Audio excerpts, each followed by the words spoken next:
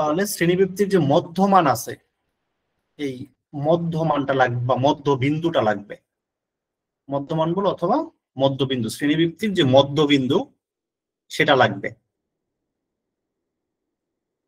Screen দেখা যাচ্ছে না? দেখা গেলে তোমার নেটের সমস্যা করতেছে। আর অজীব রেখা যদি হয় তাহলে অজীব রেখার জন্য হচ্ছে ক্রমযোজিত গণসংখ্যা লাগবে।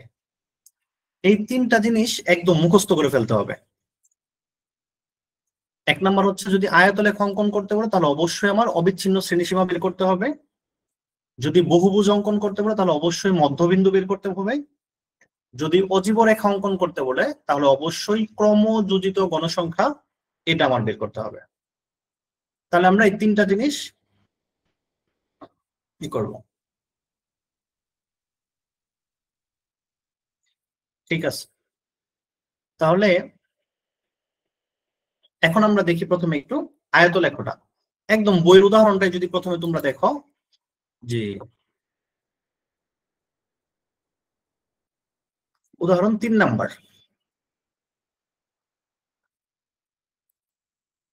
কোন স্কুলের 10ম শ্রেণীর 60 জন শিক্ষার্থীর ওজনের গণসংখ্যা নিবেশন দেয়া হলো। ক নাম্বার বলছে এটার গণসংখ্যা নিবেশনের আয়তলেখ অঙ্কন করো। আচ্ছা, তোমরা এখন কেউ আর কোনো কথা বলো না, হ্যাঁ? গ্রুপে কোনো ইয়েও করো না, মেসেজও দিও না। যদি কারো স্ক্রিন দেখতে সমস্যা হয় সে কেটে দিয়ে আবার ঢুকবা, এটা ছাড়া আর কোনো সমাধান নাই। এটা আমাকে বলেও কোনো লাভ নাই, কারণ এখানে আমার এখান থেকে কিছু করার নাই। তো তোমাদের যার যার মোবাইল বা নেটের প্রবলেমের জন্য এই সমস্যাটা হয়। কারণ হচ্ছে কেউ যদি না দেখো স্ক্রিন তাহলে হচ্ছে কেটে দিয়ে আবার ঢুকবা, আমার কথা যদি কেউ না শোনো কেটে দিয়ে আবার ঢুকবা। এছাড়া কেউ গ্রুপে এখন আর কোনো মেসেজ দিও না, আমি কিছু জিজ্ঞেস না করি। আমি মেসেজ দিলে শুধু আমার প্রশ্নের আনসার দিবা। মাহাদি ইসলাম, কেউ কোনো একজন আরেকজনের কোনো প্রশ্নের আনসার দিবা না। একজন যতই কথা বলুক তাকে চুপ করার বলার জন্য তোমাদের কারো দরকার নাই। কারো চুপ করতে বলতে হলে, কারো কিছু বলতে হলে এটা আমি বলবো। আর তোমাদেরও কারো কোনো কথা বলতে হলে এটা আমার সাথে শুধুমাত্র বলবা। গ্রুপে নিজেদের একজন আরেকজনের মেসেজের কোনো রিপ্লাই দিবা না।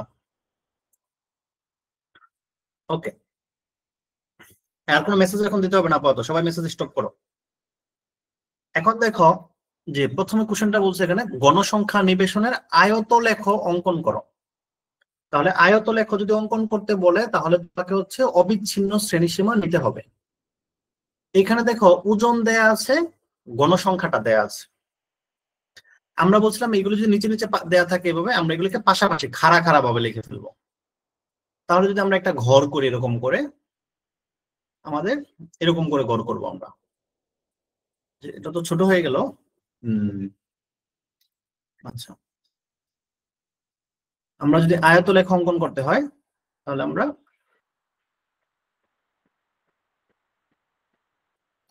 এই হচ্ছে ঘর করে নিলাম।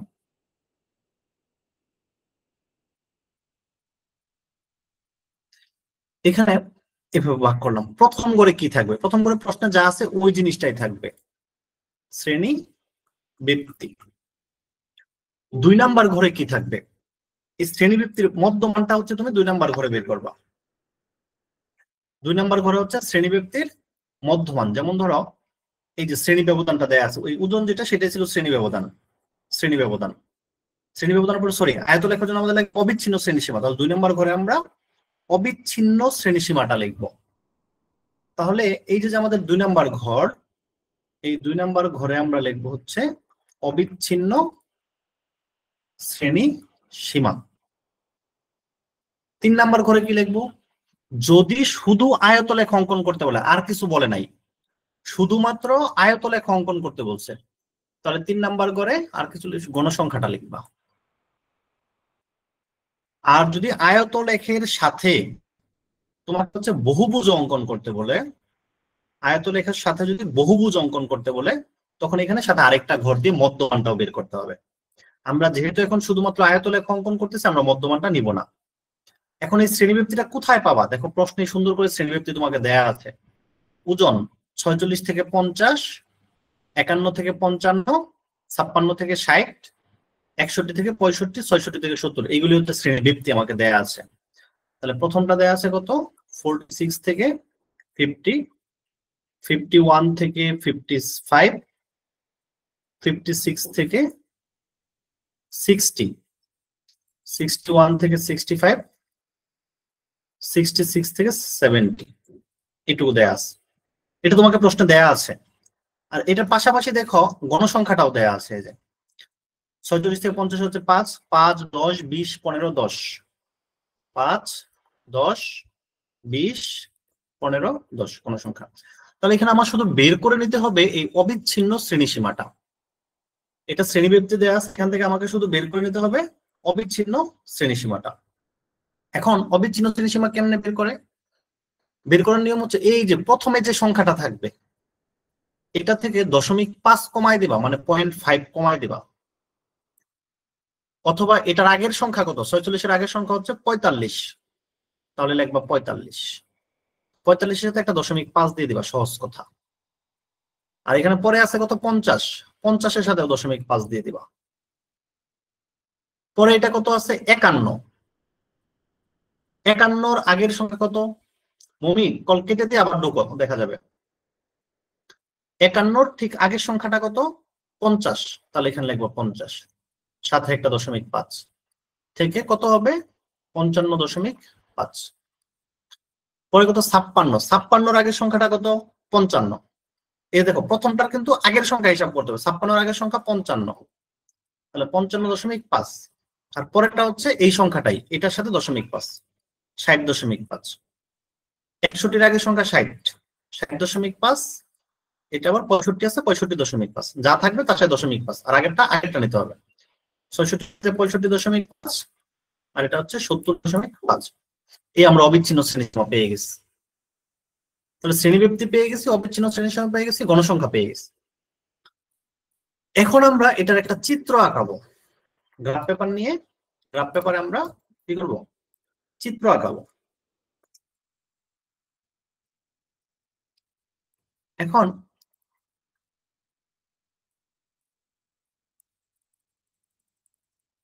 চিত্র আঁকানোর ক্ষেত্রে কি করতে হবে? চিত্র আঁকানোর ক্ষেত্রে আমাদের দুইটা অক্ষ থাকে, একটা হচ্ছে এক্স অক্ষ আর একটা হচ্ছে ওয়াই অক্ষ। মনে রাখবা আয়তলেখ এবং হচ্ছে বহুভুজ যখন আমরা অঙ্কন করব, আয়তলেখ এবং বহুভুজ এই দুটো অঙ্কন করার সময়, আয়তলেখ এবং বহুভুজ এই দুটো অঙ্কন করার সময় ওয়াই অক্ষ বরাবর সবসময় থাকবে হচ্ছে গণসংখ্যা। আয়তলেখ এবং বহুভুজ অঙ্কন করার সময় ওয়াই অক্ষ বরাবর থাকবে হচ্ছে গণসংখ্যা, আর সরি আর এক্স অক্ষ বরাবর থাকবে হচ্ছে অবিচ্ছিন্ন শ্রেণীসীমা। যদি আয়তলেখা হয় তাহলে এই বরাবর হচ্ছে গণসংখ্যা, আর নিচের এই দিকটা বরাবর হচ্ছে অবিচ্ছিন্ন শ্রেণী সীমা। এখন এই যে বিন্দুটা দেখো, এই বিন্দুটা হচ্ছে 0, 0 মূল বিন্দু। কিন্তু তোমার এখানে অবিচ্ছিন্ন শ্রেণী সীমাটা শুরু হয়েছে কত থেকে? 45.5 থেকে। তাহলে এখন তুমি যদি 45.5 লিখতে চাও, তাহলে তোমাকে এখান থেকে 5 গড়, 10 গড়, 15 গড়, 20 গড়, 25 গড় এবার যেতে 45.5 যেতে অনেক দূরে চলে যেতে হয়, তখন গ্রাফটা দেখতে আর সুন্দর দেখা যায় না।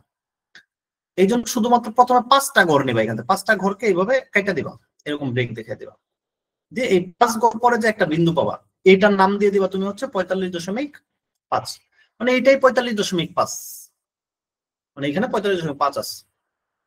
এরপরে প্রতি এক বাহু সমান যদি এক একক নেও, তাহলে এইভাবে গুনে গুনে 10 ঘর যাবা, 10 ঘর গিয়ে হবে 55.5, মাঝখানে আছে হচ্ছে 51.5।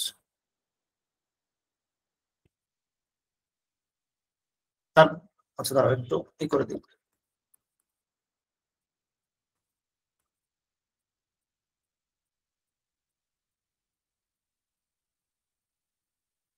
আর একটু দূরে দূরে দিই তাহলে বুঝতে সুবিধা হবে। 45.5, এরপরে এইখানে ধরো তুমি হচ্ছে দেখো 45.5 শুরু হয়েছিল, 45.5 পরে কত? 50.5, বা এই যে নিচে নিচে দেখতে পারো 45.5 পরে 50.5, তাহলে এই ঘরটা হচ্ছে আমাদের 50.5। এরপরের ঘরটা হচ্ছে 55.5, তারপরের ঘর হচ্ছে 60.5, এরপরের ঘরটা হচ্ছে 65.5। এরপরের ঘরটা হচ্ছে এখানে 70.5। দেখো আমার সবচেয়ে বেশি আছে কত? 70.5 আছে। তাহলে এরপরে তুমি আরেকটা ঘর বেশি দিলে দিতেও পারো, নাও দিতে পারো। এখানে 75.5 একটা দিয়ে রাখতে পারো, সমস্যা নেই। আর খাড়া বরাবর দিব আমি গণসংখ্যা। গণসংখ্যা আমার কত আছে এখানে দেখো, 5, 10, 20, 15। অবিচ্ছিন্ন শ্রেণীসীমা ধরবো, হ্যাঁ, যে 5 ঘর কাটবা এরপর থেকে তোমার অবিচ্ছিন্ন শ্রেণীসীমাটা শুরু হবে, অবিচ্ছিন্ন শ্রেণীসীমার প্রথম মানটা। তাহলে এখানে গণসংখ্যা সবচেয়ে বেশি আছে হচ্ছে 20। তাহলে উপরের দিকে আমার 20 ঘর পর্যন্ত যাওয়া লাগতে পারে। তাহলে আমি প্রতি বাহু সমান 1 একক ধরতে পারি, অথবা প্রতি 2 বাহু সমান আমি 1 একক ধরতে পারি। মনে করো আমি আপাতত তোমাদের বোঝার সুবিধার জন্য প্রতি 2 বাহু সমান 1 একক ধরে নিলাম। প্রতি 2 বাহু সমান 1 একক ধরে নিলাম। তাহলে ঘটনাটা কি হবে? আমি যদি এদিকে 2 বাহু যাই তাহলে হবে 1 একক। তাহলে আমার এখানে যদি হচ্ছে 5 একক, সবচেয়ে ছোট সংখ্যাটা আছে আমার 5, তাহলে 5 এককের জন্য আমার কয় বাহু যেতে হবে? 10 বাহু। তাহলে এখানে গুনে গুনে 10 বাহু গেলাম। ধরো এখানে হচ্ছে 10 বাহু, তাহলে এটা হচ্ছে 5 একক। আরো 10 বাহু গেলাম, তাহলে আরো 5 একক, 5 আর 5 10। আরো 10 বাহু গেলাম, এটা হচ্ছে 15 একক। আরো 10 বাহু গেলাম, এটা হচ্ছে 20 একক। আর যদি প্রতি 1 বাহু সমান 1 একক ধরতাম, তাহলে 1 ঘর গেলে 1 হইতো, 1 ঘর গেলে 1 হইতো, 2 ঘর গেলে 2 হইতো। আর যখন আমি বলছি 1 একক সমান 2 বাহু, অথবা 2 বাহু সমান 1 একক, তার মানে 1 এর জন্য তোমাকে 2টা ঘর যাইতে হবে। তাহলে 5 এর জন্য যেতে হবে 10 ঘর, 10 ঘর পরে যা লিখতে পারবা 5। 10 এর জন্য যেতে হবে 20 ঘর, 20 ঘর পরে যা লিখতে পারবা 10। 15 এর জন্য 30 ঘর, 20 এর জন্য 40 ঘর। যদি আমরা এখানে ধরলাম 2 বাহু সমান 1 একক, আর এই পাশে কি করছি আমি, এই পাশে ধরছি 1 বাহু সমান 1 একক। তাহলে এই অঙ্কটা করার সময় একটা ভাষা লিখতে হবে। ভাষাটা আমি কি লিখবো? আমি ভাষাটা লিখবো যে ছক কাগজে এক অক্ষ বরাবর, ভাষাটা শুনো, ছক কাগজে এক অক্ষ বরাবর প্রতি 1 বাহু সমান 1 একক এবং ওয়াই 1 একক ধরে অবিচ্ছিন্ন শ্রেণীসীমা। ছক কাগজে এক অক্ষ বরাবর প্রতি 1 বাহু সমান বা প্রতি বাহু সমান 1 একক ধরে অবিচ্ছিন্ন শ্রেণীসীমা বসাই, অথবা শুধু অবিচ্ছিন্ন শ্রেণীসীমা পর্যন্ত লিখে রাখবো। এবং ওয়াই অক্ষ বরাবর 2 বাহু সমান 1 একক ধরে গণসংখ্যা বসাই, বসে আমরা লেখচিত্রটা পাবো। তাহলে এখন দেখো, যখন আমার 45.5 আছে এখানে, আর 45.5 থেকে 50.5 এর মুহূর্তে গণসংখ্যা কত? 5। তাহলে 45.5টা শুরু হলো কোথায়? এইখানে, এই যে দেখো। তাহলে 45.5 এর সোজাসুজি যাবো আমি উপরে, যেখানে 5 আছে ওইখানে, এই যে 5 বরাবর এখানে একটা ফোঁটা দিয়ে ফেলবো। আবার দেখো 45.5 থেকে 55.5 পর্যন্ত মানটা কিন্তু, তার মানে এই যে 55.5 আছে, 55.5 এর জন্য কিন্তু গণসংখ্যা 5। চিত্র থেকে বুঝো, মানে লেখাটা থেকে 45.5 এর জন্য গণসংখ্যা 5, আবার 50.5 এর জন্য গণসংখ্যা 5। প্রথম লাইনে, প্রথম লাইনের এই 45.5 এর জন্য গণসংখ্যাটা 5, 50.5 তার জন্য গণসংখ্যাটা 5। তাহলে এই 45.5 এর সোজাসুজি আমি যে 5 এ দাগ দিব, আবার এই 50.5 এর সোজাসুজি উপরে যে আমি দাগ দিব। এই উপরে যে ফোঁটাটা পেলাম, এই ফোঁটা থেকে নিচের ফোঁটাটা মিলাই দিব, এখানে উপর ফোঁটা থেকে নিচের ফোঁটাটা মিলাই দিব। এরপর হচ্ছে 2 ফোঁটাকে মিলাই দিব। তাহলে এই যে একটা আয়ত পেয়ে গেলাম, এটাকে আমি এরকম একটা চিহ্ন দিয়ে দিতে পারি। এখন পরের দ্বিতীয় লাইনের জন্য 50.5 দিয়ে শুরু হয়েছে, 50.5 এর জন্য গণসংখ্যা কত? 10।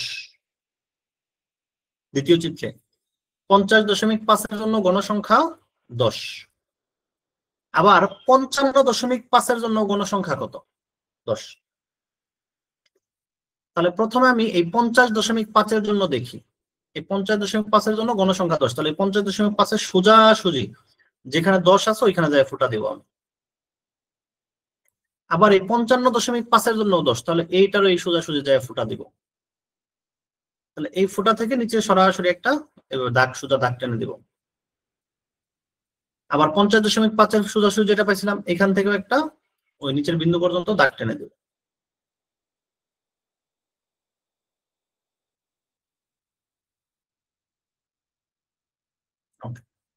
এখন আবার এই দুই বিন্দুকে মিলাই দিব। তাহলে এটাকে আমি আবার একটু ফিল আপ করে দিই এরকম করে, আগেরটা যেরকম করছি এটা একটু অন্যরকম করে দিলাম, এটা আরেকটা আয়ত হয়ে গেল। এটা দেখতে কেমন? আয়তক্ষেত্রের মতো, এই জন্য এই লেখার নাম হচ্ছে আয়ত লেখ, দেখতে যেহেতু আয়তক্ষেত্রের জন্য আয়তক্ষেত্র। সরি, পরের লাইনে যাও, পরের লাইনে গিয়ে দেখো 55.5 এর জন্য 20, 60.5 এর জন্য 20। 55.5 বরাবর একদম যেখানে 20 এখানে ফুটা দিলাম, 60.5 যেখানে ওই বরাবর 20 জায়গায় ফুটা দিলাম। তাহলে এই 60.5 থেকে নিচে একটা রেখা টেনে দিব এরকম করে, আবার 55.5 থেকে নিচে একটা রেখা টেনে দিব এইভাবে। পরবর্তীতে এই দুই বিন্দু এইভাবে মিলাই দিব। এরপর এখানে আমরা আবার একটা দাগ টেনে দেবো, এটা একটু ভিন্ন রকমের আরেকটা দাগ দেবো, মনে করো এই দাগটা এইভাবে দিয়ে দিলাম। তোমরা সুন্দর করে দিও, আর পেন্সিল দিয়ে স্কেল ধরে ধরে দাগ দিয়ে দিবো, তাহলে এটা একটা আয়ত হয়ে গেল। পরের লাইনের জন্য 60.5 হচ্ছে 15, 65.5 15, তাহলে 60.5 হচ্ছে 15, 15 মানে কোথায়? এই যে এখানে, তাহলে এইখানে ফুটা দিয়ে ফেলবা। আবার 65.5 15, তাহলে এইখানে ফুটা দিয়ে ফেলবা। এই দুই ফুটা যোগ করে দিবা, অথবা পরে যোগ করতে পারতে, আগে এখান থেকে এখানে একটা টানবা, আর এইটুক তো টানা আছেই, চাইলে আবার টানতে পারো উপর দিয়ে, সমস্যা নেই। এখন এটাকে আবার ফিল আপ করে দেবো। পরেরটা 65.5 এর জন্য কত আমাদের? 10, তাহলে 65.5 এর জন্য হচ্ছে 10, তাহলে এইখানে 10, 70.5 এর জন্য হচ্ছে 10, তাহলে এইখানে 10। তাহলে আমি এখান থেকে একটা এখানে লম্বা টাইনা দিব, হয় না কেন? এখান থেকে এখানে একটা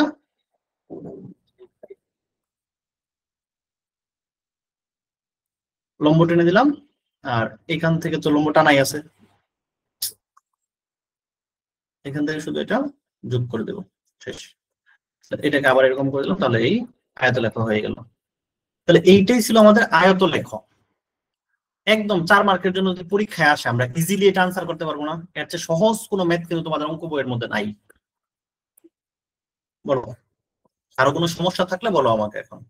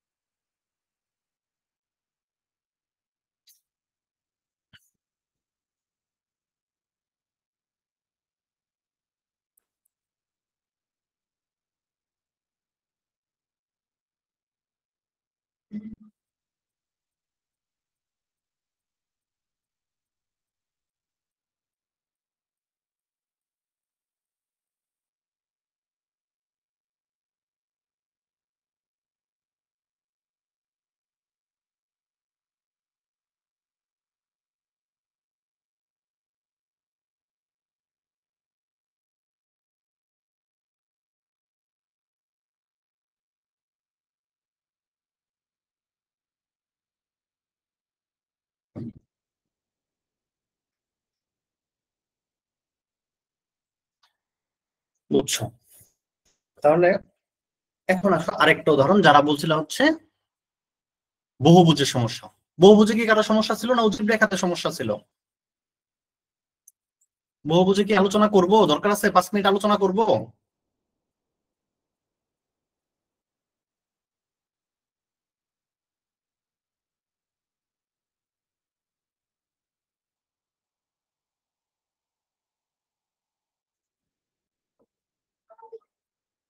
আচ্ছা, তোমরা অনেকেই বুঝছো, যারা দু একজনের একটু সমস্যা আছে একটু দেখে ফেলো, যার সংক্ষেপে আলোচনা করবে, এটা আগেরটার মধ্যে তো বেশ সময় নিয়ে করবো না। আচ্ছা, ওকে। বহুভুজে এই তো শ্রেণী ব্যবধান দেয়া আছে, শ্রেণী ব্যবধান শ্রেণী ব্যক্তি একই কথা, গণসংখ্যা দেয়া আছে। তাহলে বহুভুজের জন্য আমাদের যে জিনিসটা লাগবে, এই যে দেখো আমি প্রথমেই বলছিলাম, এখানে বহুভুজের জন্য মধ্যবিন্দু বের করতে হবে, বহুভুজের জন্য মধ্যবিন্দুটা বের করতে হবে।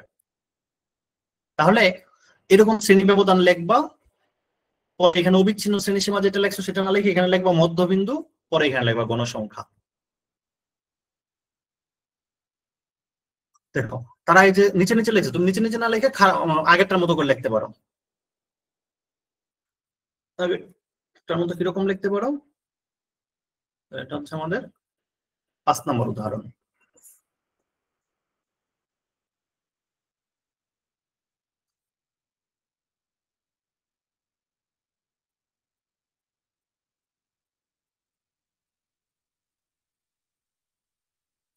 দেখো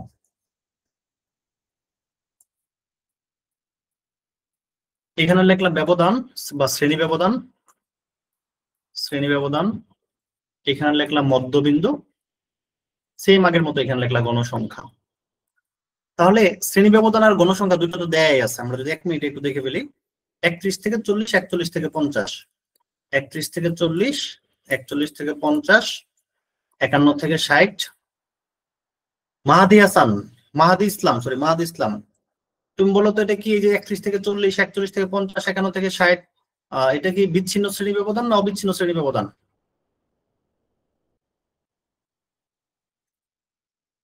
61 থেকে 70, 81, 80, অনেকগুলি দেখা যায়, তারও টানতে হলো আমার।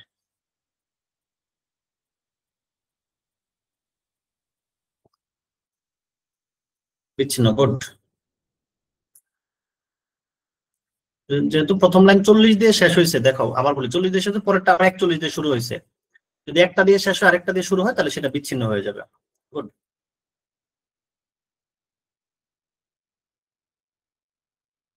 তোমরা বাসায় ইদানিং পড়াশোনা একটু করতেছো সবাই না?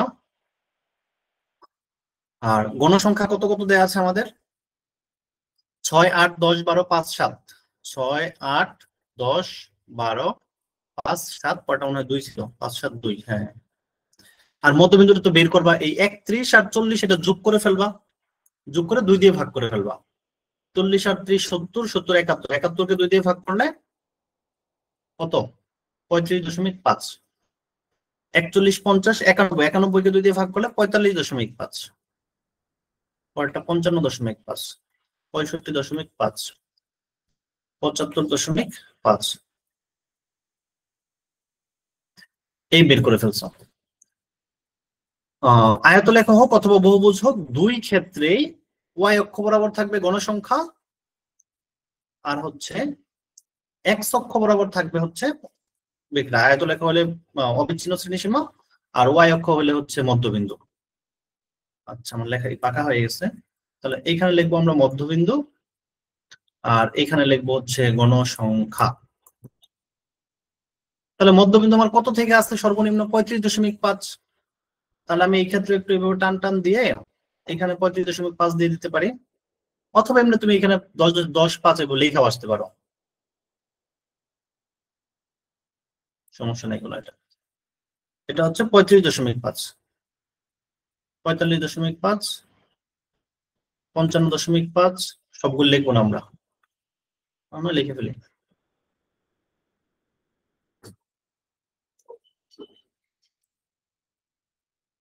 যারা বুঝছো তারা তো বুঝছোই, সমস্যা নেই। 105.5 একটা বেশি দিয়ে রাখলাম আমরা, অথবা তুমি এইদিকে পাশে আরেকটা ঘর দিয়ে রাখতে পারতাম। আচ্ছা আমরা এখানে আরেকটু অন্য কাজ করলে ভালো হতো। 45.5 না দিয়ে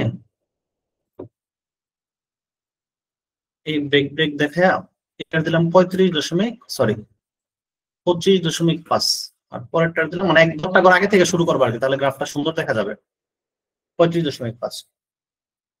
এখন 35.5-এ তোমার মান কত? 35.5-এ মান হচ্ছে 6। তাহলে তুমি এই 35.5 যেখানে আছে, আচ্ছা সর্বোচ্চ মান কত আছে গণসংখ্যার এটাতে? 12। তাহলে 2 বাহু সমান 1 একক ধরবো। তাহলে যেহেতু 12 আছে তাহলে তুমি এটারও ধরো হচ্ছে 5, এটা হচ্ছে 10, পরে এটা হচ্ছে 15। 5 মানে এখানে 10 ঘর গেলে 5, 20 ঘর গেলে 10, 30 ঘর গেলে 15। তাহলে 35.5-এর জন্য হচ্ছে 6। তাহলে 35.5-এর জন্য এই বরাবর গেলে তো 5, তাহলে 6 কোথায় হবে? 5-এর চাইতে আরেকটু পরে, 2 ঘর পরে, যেহেতু প্রতি 2 বাহু সমান 1 একক, তাহলে এটা হচ্ছে 6, এখানে একটা ফোঁটা দিয়ে ফেলবা। পরে 45.5-এর জন্য কত? 8। তাহলে 45.5 সোজাসুজি গিয়ে 8, 8 মানে কত? 10-এর চেয়ে 2 ঘর, 2 ঘর 4 ঘর নিচে 8। 55.5-এর জন্য মনে হয় 12 না, সরি 10। তাহলে 55.5-এর জন্য সোজা 10 বরাবর ফোঁটা দিবা। 65.5-এর জন্য সোজা 12 বরাবর ফোঁটা দিবা। 12 তো নাই, 10-এর পরে আরো 4 করে গেলে 12 পাওয়া যাবে, যেহেতু প্রতি 2 বাহু 1 একক, মানে 2 ঘর গেলে 1, তাহলে 4, 2 এর জন্য 4 ঘর যেতে হবে। 12, 12-এর পরে আবার 5, 75-এর জন্য হচ্ছে 5, তাহলে হচ্ছে, তাহলে এই দেখো 5 এখানে বরাবর দিলাম। 85.5-এর জন্য 7, তাহলে একটু উপরে উঠে গেছে এখান থেকে। 95.5-এর জন্য 5-এর জন্য হচ্ছে কত? 2, 2 মানে হচ্ছে এইখানে 4 ঘর। এখন এইগুলির একটি স্কেল দিয়ে যোগ করে দিবে, স্কেল ধরে এটা থেকে এটা যোগ করবা, আবার এটা থেকে এটা যোগ করবা, স্কেল ধরে এটা থেকে এটা যোগ করবা, এটা থেকে এটা যোগ করবা, এটা থেকে এটা যোগ করবা, এটা যোগ করবা। এই সবগুলো যোগ করে এটাকে পরে পেছন দিকে একটু বাড়ায় দিতে পারো, এটাকে তুমি বাড়ায় বাড়ায় এখানে নিয়ে আসতে পারো, এটাকে তুমি বাড়ায় বাড়ায় পরের ঘরে এখানে নিয়ে লাগাই দিতে পারো, একটু কোনো সমস্যা নেই। আচ্ছা, চিত্রগুলির বর্ণনা দেখো, আমি আগেরটাই কিন্তু বলছি, চিত্রগুলির বর্ণনা কিচ্ছু না, একদম সহজ ভাষায় বলবা। যে মনে করি ছক কাগজে এক্স অক্ষ বরাবর প্রতি এক বাহু সমান 1 একক ধরে, ছক কাগজে এক্স অক্ষ বরাবর প্রতি এক বাহু সমান 1 একক ধরে গণসংখ্যার মধ্যবিন্দু বসাই, এবং ওয়াই অক্ষ বরাবর প্রতি 2 বাহু সমান 1 একক ধরে গণসংখ্যা বসাই। এরপরে লিখবা যে হচ্ছে ছক কাগজ থেকে প্রাপ্ত বিন্দুগুলিকে যোগ করে গণসংখ্যা কি, এটা নাম কি, গণসংখ্যা বহুভুজ পাওয়া যায়। এই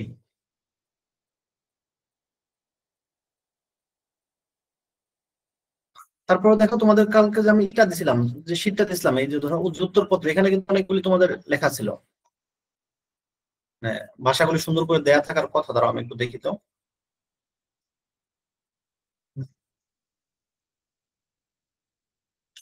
এই যে সব কাগজে ক্ষুদ্রতম এক ঘর শ্রেণী উচ্চ,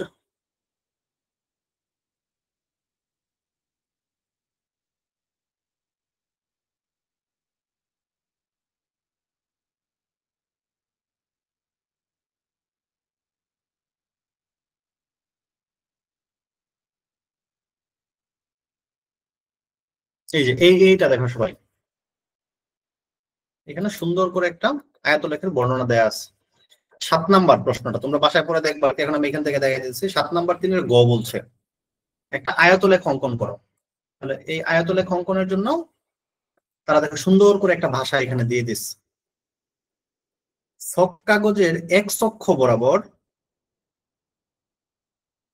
এখন দেখো, হ্যাঁ এখন আসছে, ছক কাগজে এক্স অক্ষ বরাবর প্রতি ঘরকে অবিচ্ছিন্ন শ্রেণীসীমার 1 একক, মানে ছক কাগজে এক্স অক্ষ বরাবর 1 একক ধরছি, এবং ওয়াই অক্ষ বরাবর প্রতি 2 ঘরকে 1 একক ধরে প্রদত্ত আয়তলেখ অঙ্কন করা হলো।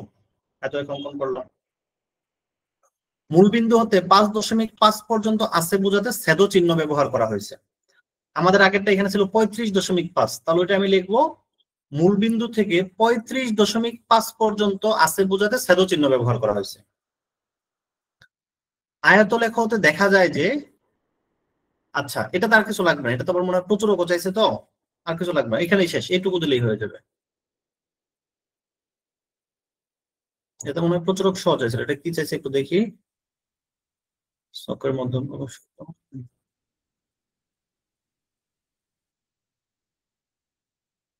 উদ্দীপককে সারণী আকারে প্রকাশ করে, এখানে প্রচুরক চাইছিল। উপপাদ্যের প্রদত্ত সারণী ব্যবহার করে আয়তলেখ অঙ্কনের মাধ্যমে প্রচুরক নির্ণয় করো। আয়তলেখ অঙ্কন করে প্রচুরক নির্ণয় করতে বলছিল, এই জন্য আয়তলেখ অঙ্কন তার আবার প্রচুরক নির্ণয় করছে। আর যদি আয়তলেখ অঙ্কন করতে বলতো তাহলে ওই যেটুকু বললাম শুধু এইটুকুই আর কি। ওকে, এখন তাহলে আমরা সংক্ষেপে একটু অজীব রেখাটা বুঝি। দেখো অজীব রেখাটা তোমরা সবাই ভালো পারো, তারপর আমি জাস্ট একটু সংক্ষেপে একটু বলি। অজীব রেখা অথবা কিউমিলেটিভ ফ্রিকোয়েন্সি, হ্যাঁ কিউমিলেটিভ, কিউমিলেটিভ বলা হয় মানে ক্রমযোজিত, মানে একটার পর একটা যোগ হলে সেটাকে বলা হয় কিউমিলেটিভ ফ্রিকোয়েন্সি গ্রাফ অথবা অজীব গ্রাফ। এখানে বলছে কোন শ্রেণীর 60 জন শিক্ষার্থীর 50 নম্বরের সাময়িকী প্রাপ্ত নম্বরের গণসংখ্যা নিবেশন সারণী দেয়া হলো। এই গণসংখ্যা নিবেশনের অজীব রেখাটা অঙ্কন করো।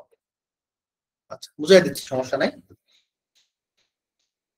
তাহলে অজীব রেখার ক্ষেত্রে আমাদের লাগবে বলছিলাম আমরা, কি লাগবে বলছিলাম, ক্রমযোজিত গণসংখ্যা। অজীব রেখার ক্ষেত্রে আমাদের লাগবে অবশ্যই ক্রমযোজিত গণসংখ্যা।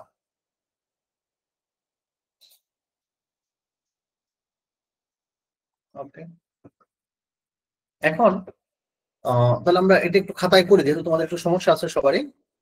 তাহলে প্রাপ্ত নম্বর দেয়া আছে, গণসংখ্যা দেয়া আছে। উদাহরণ কত ছিল? উদাহরণ 6।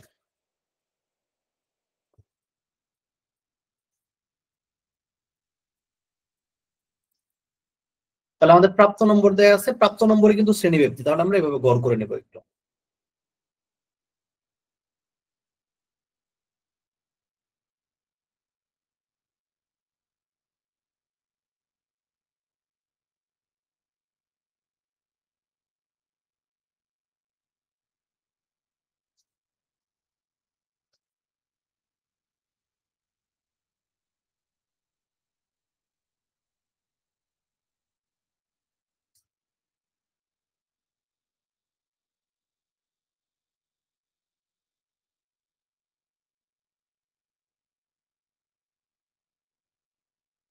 ওকে, তাহলে এখানে থাকবে হচ্ছে আমাদের প্রাপ্ত নম্বর অথবা শ্রেণীব্যাপ্তি, যে কোনোটা লিখতে পারো, সমস্যা নেই। এরপরে থাকবে গণসংখ্যা। আগের অঙ্কগুলিতে কিন্তু গণসংখ্যাটা আমরা 3 নাম্বার ঘরে দিছিলাম, আর মাঝখানে অবিচ্ছিন্ন শ্রেণীসীমা অথবা মধ্যবিন্দু।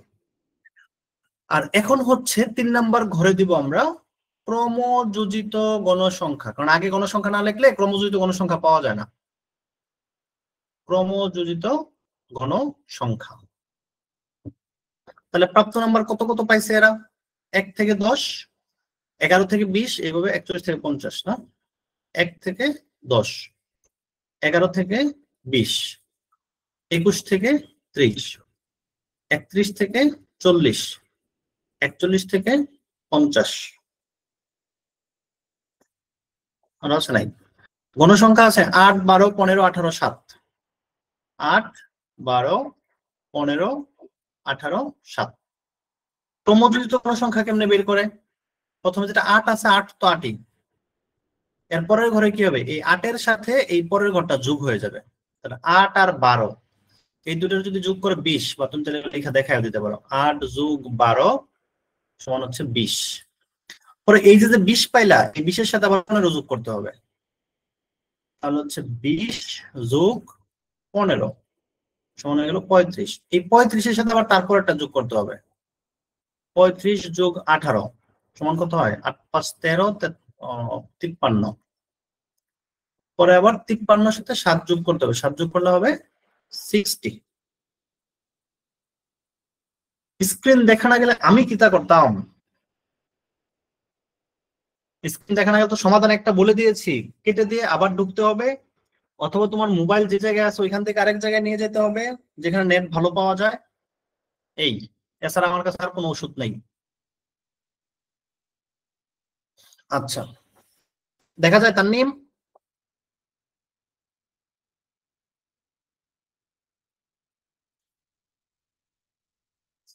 তোমরা সবসময় তোমাদের নিজেদের নামে একটা ইমেল করে দিবা, ইমেল করলে ওটা তোমাকে আমি ক্লাস বুঝতে পারছি, তোমাদের সামনের মাস থেকে ক্লাস করাবো তোমার ইয়েতে, জুম অ্যাপে। জুমে সবাই যার যার নাম লেখা যায়, সবাই জুমের রোল নাম্বার নাম লেখা ঢুকবা। গুগল মিটে চিনা যায় না কে কথা বলতেছো, দেখা যায় নাম তাননিম কিন্তু নাম হচ্ছে আবার আরেকটা।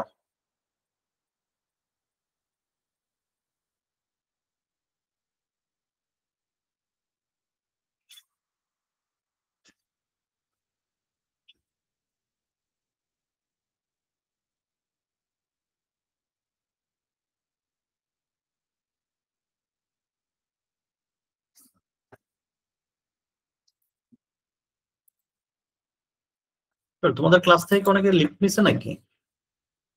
ক্লাসে ঢুকলাম প্রথমে 40 জন, এখন দেখে আসো 30 জন, ব্যাপার কি? আচ্ছা না, অনেকে হয়তো বা ক্লাস আগে করছো, তো যারা বুঝছো তারা সমস্যা নাই, লিভ নিলেও সমস্যা নাই, ক্লাস বুঝে লিভ নিলেও সমস্যা নেই, কারণ যেহেতু রিভিশন দিচ্ছি সমস্যা নেই। ওকে। হুম। ওকে, এখন দেখো, তাহলে আমাদের ক্রমযুক্ত গণসংখ্যা, এখন এইটার ক্ষেত্রে আমরা কি করব? আগে আমরা যে ম্যাথ গুলি করছিলাম, জাস্ট এই নেমটা দেখো, এইখানে লিখছিলাম হচ্ছে গণসংখ্যা, আর নিচে কি লিখছিলাম? নিচে কখনো লিখছিলাম যে হচ্ছে অবিচ্ছিন্ন শ্রেণীসীমা, আবার আরেকবার লিখছিলাম মধ্যবিন্দু। আয়তলেখ হলে অবিচ্ছিন্ন শ্রেণীসীমা, আর বহুভুজ হলে মধ্যবিন্দু। আর এখানে দুইটার ক্ষেত্রে গণসংখ্যা। যখন ক্রমযোজিত গণসংখ্যা চলে আসছে, ক্রমযোজিত গণসংখ্যার পাওয়ারটা হচ্ছে বেশি, ক্রমযোজিত গণসংখ্যার পাওয়ারটা হচ্ছে বেশি। কাজে যখন ক্রমযোজিত গণসংখ্যা চলে আসবে, তখন এইখানে আর হচ্ছে গণসংখ্যার কোনো ভ্যালু নাই, তখন এই গণসংখ্যার সামনে একটা ক্রমযোজিত বসায় দেবা, তাহলে এই পাশে হবে ক্রমযোজিত গণসংখ্যা। আর এই নিচের দিকে কি হবে? নিচের দিকে হবে প্রাপ্ত নম্বর, নিচের দিকে হবে আমাদের প্রাপ্ত নম্বর। তাহলে এখন আমরা একটু খাতায় যাই, তাহলে এখানে আমরা গ্রাফ অঙ্কন করব।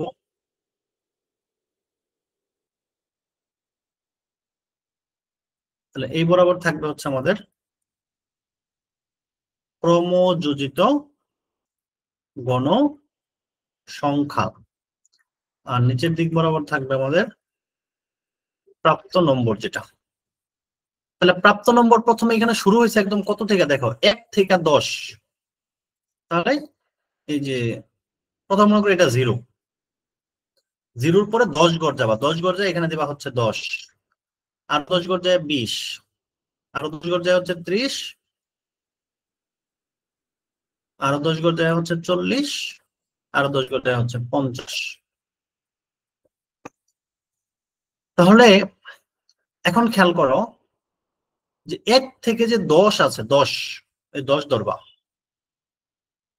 বইটা দেখো তোমরা আগে চিত্রটা, এই যে দেখো, এই যখন 10, 10-এর জন্য আমাদের এখানে ক্রমযোজিত গণসংখ্যা কত ছিল? ক্রমযোজিতটা দেখবা 8। তাহলে এই 10 বরাবর তুমি, তারা এখানে প্রতি আহ 1 বাহুয়ে 2 একক ধরছে, 1 বাহুয়ে ধরছে 2 একক। তাহলে যদি 4 বাহু যায় তাহলে 8 একক হয়ে যাবে, যেহেতু এখানে আমার 8 আছে, তাহলে 8-এর জন্য কয় ঘর যাইতে হবে? 4 ঘর। এখানে তারা ধরছে কি, আচ্ছা আমি এখানে লিখে দেই, আগে আমরা ধরছিলাম 2 বাহুয়ে 1 একক, আর এখন উল্টা 1 বাহুয়ে 2 একক, যেহেতু এখানে অনেক বড় সংখ্যা, ক্রমযোজিত সংখ্যা কত পর্যন্ত? একদম 60 পর্যন্ত, কাজে 2 বাহুয়ে 1 একক। তাহলে এখন প্রাপ্ত নাম্বার হচ্ছে তোমাদের 10, 10-এর, আচ্ছা তাহলে দিকে আমি দিয়ে দিই, এটা হচ্ছে 5 বাহুয়ে 10, 10 বাহুয়ে 20, 10, 20, 30, 30-এর জন্য হচ্ছে 15 বাহু, 40-এর জন্য 20 বাহু, 50-এর জন্য হচ্ছে 25 বাহু, তাহলে এখানে 50, 50-এর উপরে যায় এখানে হচ্ছে 60।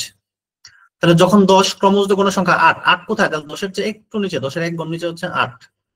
1 ঘর নিচে কেন? কারণ 1 ঘরেই 2 একক, 1 ঘর মানেই 2 একক। তারপরটা দেখো 11 থেকে 20, আমরা এই শেষেরটা ধরবো আর কি, 11 থেকে 20। তাহলে 20-এর জন্য ক্রমযোজিত কোনো সংখ্যা কত? 20। 20-এর জন্য ক্রমযোজিত কোনো সংখ্যা হচ্ছে 20। তাহলে এই 20 বরাবর ওই 20-এর সাথে মিলাই দেবো আমরা। এরপরে হচ্ছে 21 থেকে 30, 30-এর জন্য হচ্ছে ক্রমযোজিত কোনো সংখ্যা 35, 30-এর জন্য 35, 35 মানে 30 আর 40-এর ঠিক মাঝামাঝি, এই যে দেখো, এটা হচ্ছে 30, এটা হচ্ছে 40, এই 30 আর 40-এর মাঝামাঝি হচ্ছে এটা 35, 35 থেকে 40-এর কাছাকাছি চলে গেল।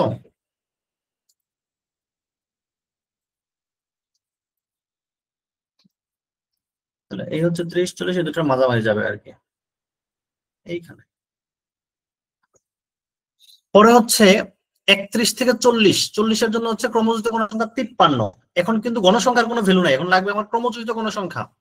তাহলে 40-এর জন্য 53, 53 কোথায়? 50 থেকে একটু উপরে, এই হচ্ছে 53। পরে হচ্ছে 50, 50-এর জন্য হচ্ছে 60। পরে হচ্ছে 50, 50-এর জন্য হচ্ছে 60। এখন তোমার কাজ কি? এখন এইগুলো একটা করে যোগ করে দিবে। এটা থেকে এটা যোগ করলাম, এটা থেকে এটা যোগ করলাম, স্কেল ধরে ধরে এটা থেকে এটা যোগ করলাম, এটা থেকে এটা যোগ করে ফেললাম। তাহলে দেখো, জি, এবং এটা শুরু হবে কোথা থেকে? একদম এই শূন্য থেকে এটা মিলাই দিবা আর কি। তাহলে এই যে দেখো এরকম একটা বইয়ের মতো, আমারটা যেহেতু এক্সাক্ট গ্রাফ পেপার না, এই জন্য চিত্রটা বোঝা গেছে না। চিত্রটা হচ্ছে এই যে এরকম চিত্র। তাহলে এই রেখাটাই হচ্ছে অজীব রেখা, এই রেখাটা আস্তে আস্তে বাড়তেই থাকে, এই জন্য এটার নাম হয়েছে অজীব রেখা আর কি। কারো কোনো কনফিউশন থাকলে বলো।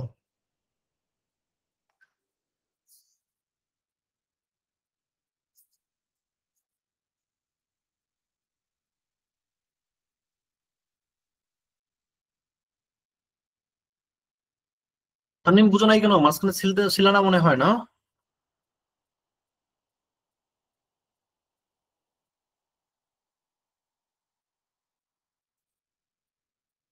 আচ্ছা, 1 মিনিট আবার বলি।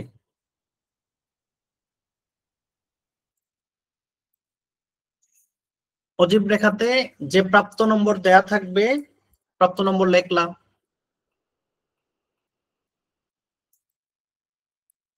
এই হচ্ছে প্রাপ্ত নম্বরটা লিখলাম।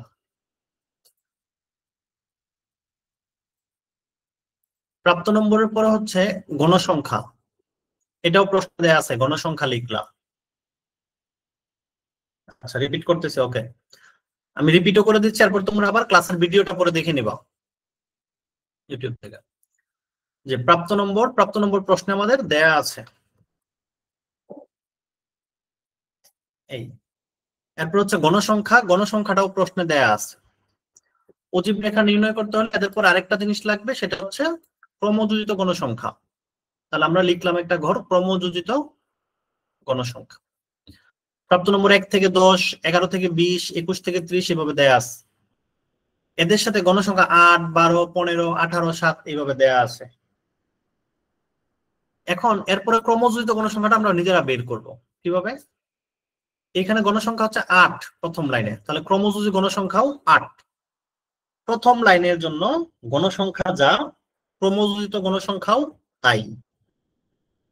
এখন আমি দ্বিতীয় লাইনে গেলাম, দ্বিতীয় লাইনের ক্রমযোজিত গণসংখ্যাটা হবে প্রথম লাইনেরটার সাথে দ্বিতীয় লাইনেরটা যোগ করতে হবে। প্রথম লাইনের ক্রমযোজিত গণসংখ্যার সাথে দ্বিতীয় লাইনের গণসংখ্যা যোগ করতে হবে, তাহলে দ্বিতীয় লাইনের ক্রমযোজিত গণসংখ্যা পাওয়া যাবে।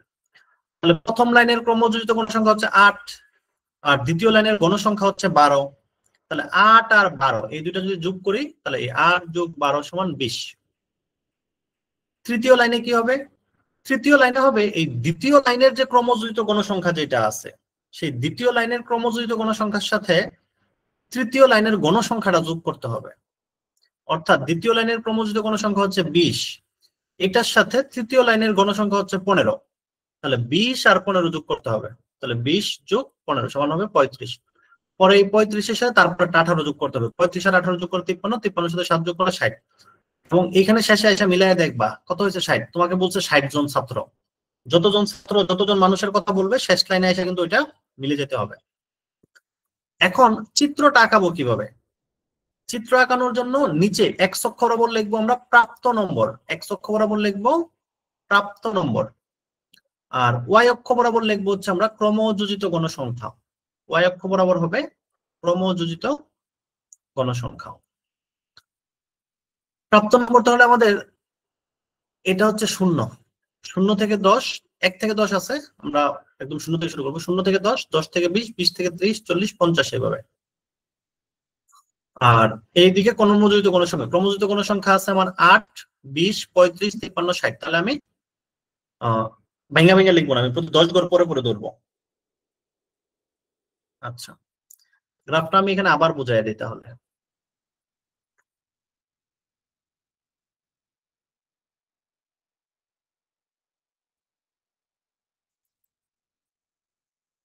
ওকে, গ্রাফটা আমি আবার বুঝাই দিচ্ছি, দেখো।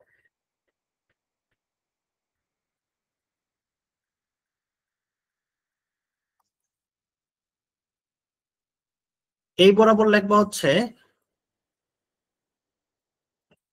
প্রাপ্ত নম্বর। আজকে কিন্তু তোমাদের ক্লাস শেষে 10 এর ছাত্রদের সাথে আমি গল্প করবো একটু। আর এই বরাবর হচ্ছে ক্রমযোজিত গণসংখ্যা। তাহলে প্রাপ্ত নাম্বার কত আছে? 1 থেকে 10, 10 থেকে 20, 20 থেকে 30 এইভাবে আছে। তাহলে 1 থেকে প্রথমে এখানে দিলাম 10, পরটা আছে 20,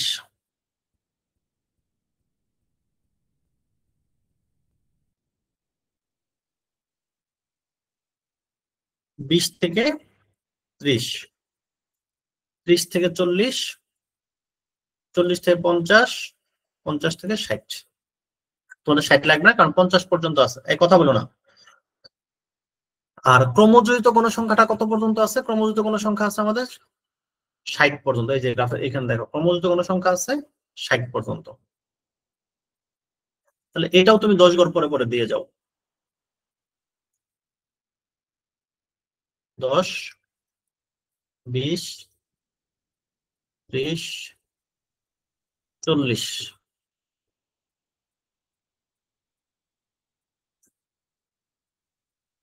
50, এখানে দেখা হলো 60। এখন ক্লাস করেন আগে, ক্লাস করেন পরে বলবো, সবার সাথে গল্প করবো, একদিন আগে একদিন পরে সবার সাথে করবো, সমস্যা নেই। তাহলে এই যে দেখো হচ্ছে যখন নাম্বার পাইছে 10, 10 বরাবর ক্রমযোজিত কোন সংখ্যা ছিল 8, এই বরাবর তো 10। দেখো এখানে কত লেখা? এটা হচ্ছে 10। তাহলে 8 কোথায়? 8, 8 হচ্ছে 10-এর একটু নিচে, তাহলে 10-এর একটু নিচে হচ্ছে 8। তাহলে এখানে একটা ফোঁটা দিবা। কই পেলাম? এই যে দেখো ছক যেটা আছে, এই ছকের প্রথম লাইনটা কত? 1 থেকে 10, শেষের হিসাব করবা 10। তো 10-এর জন্য হচ্ছে 8, এই 10-এর জন্য ক্রমযোজিত কোন সংখ্যা কত? 8। আবার 20 পরের লাইনে আছে 20, 20-এর জন্য ক্রমযোজিত কোন সংখ্যা হচ্ছে 20। তারপরের লাইন হচ্ছে 30, 30-এর জন্য ক্রমযোজিত কোন সংখ্যা হচ্ছে 35। 40 পরের লাইন, 40-এর জন্য ক্রমযোজিত কোন সংখ্যা হচ্ছে 53, পরেরটা 50, 50-এর জন্য ক্রমযোজিত কোন সংখ্যা হচ্ছে 60। তাহলে 10-এর জন্য হচ্ছে 8। তাহলে আমি এই 8 বরাবর একটা ফোঁটা দিলাম। পরে 20, 20-এর জন্য ক্রমযোজিত কোন সংখ্যা 20, তাহলে এই দিক দিয়েও তুমি 20-এ গেলা, উপরে উঠবা 20 ঘর গুনে গুনে, এই 20-এ একটা ফোঁটা দিলাম। পরে 30-এর জন্য কত? 30-এর জন্য হচ্ছে 35। তাহলে এই 30 যেখানে, এই 30-এর জন্য যাবো 35, 35 কোথায় আছে? ওই উপরে 30 আর 40, এই দেখো, এই হচ্ছে 30, এই হচ্ছে 40। তাহলে এই দুইটার মাঝামাঝি আছে হচ্ছে 35, মাঝামাঝি বরাবর যাও। 30-এর জন্য এই হচ্ছে 35, পরে 40, 40-এর জন্য মনে হয় 53 না? হ্যাঁ, 40-এর জন্য হচ্ছে 53। তাহলে 40-এর জন্য 53 মানে 50-এর একটু পরে, এখানে দাগ দিবা। আর 50-এর জন্য হচ্ছে 60, তাহলে 50-এর জন্য এই 60 এখানে দাগ দিবা। পরে এগুলিরে জাস্ট একটা লেখচিত্র কলম মানে স্কেল ধরে ধরে এভাবে যোগ করে দিবা।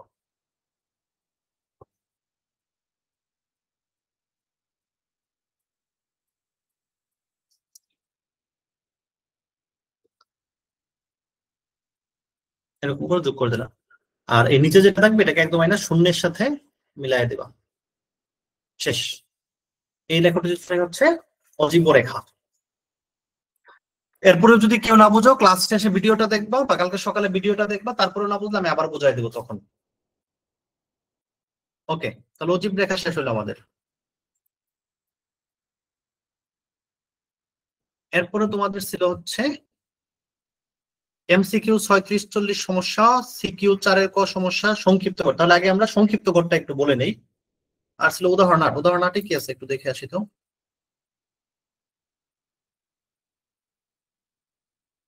হুম। আচ্ছা, উদাহরণ 8 মানে সংক্ষিপ্ত কর, ঠিক আছে, ওকে। সংক্ষিপ্ত করতে আজকে আমরা একটু মজা করে বুঝবো, হ্যাঁ।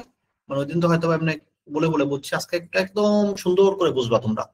আমি আস্তে আস্তে পড়াবো, একদম আস্তে আস্তে বলবো। আচ্ছা, তাহলে সংক্ষিপ্ত করার জন্য প্রথমে দুইটা জিনিস প্রশ্নে দেয়া থাকে। একটা জিনিস হচ্ছে শ্রেণী ব্যক্তিটা প্রশ্নে দেয়া থাকে।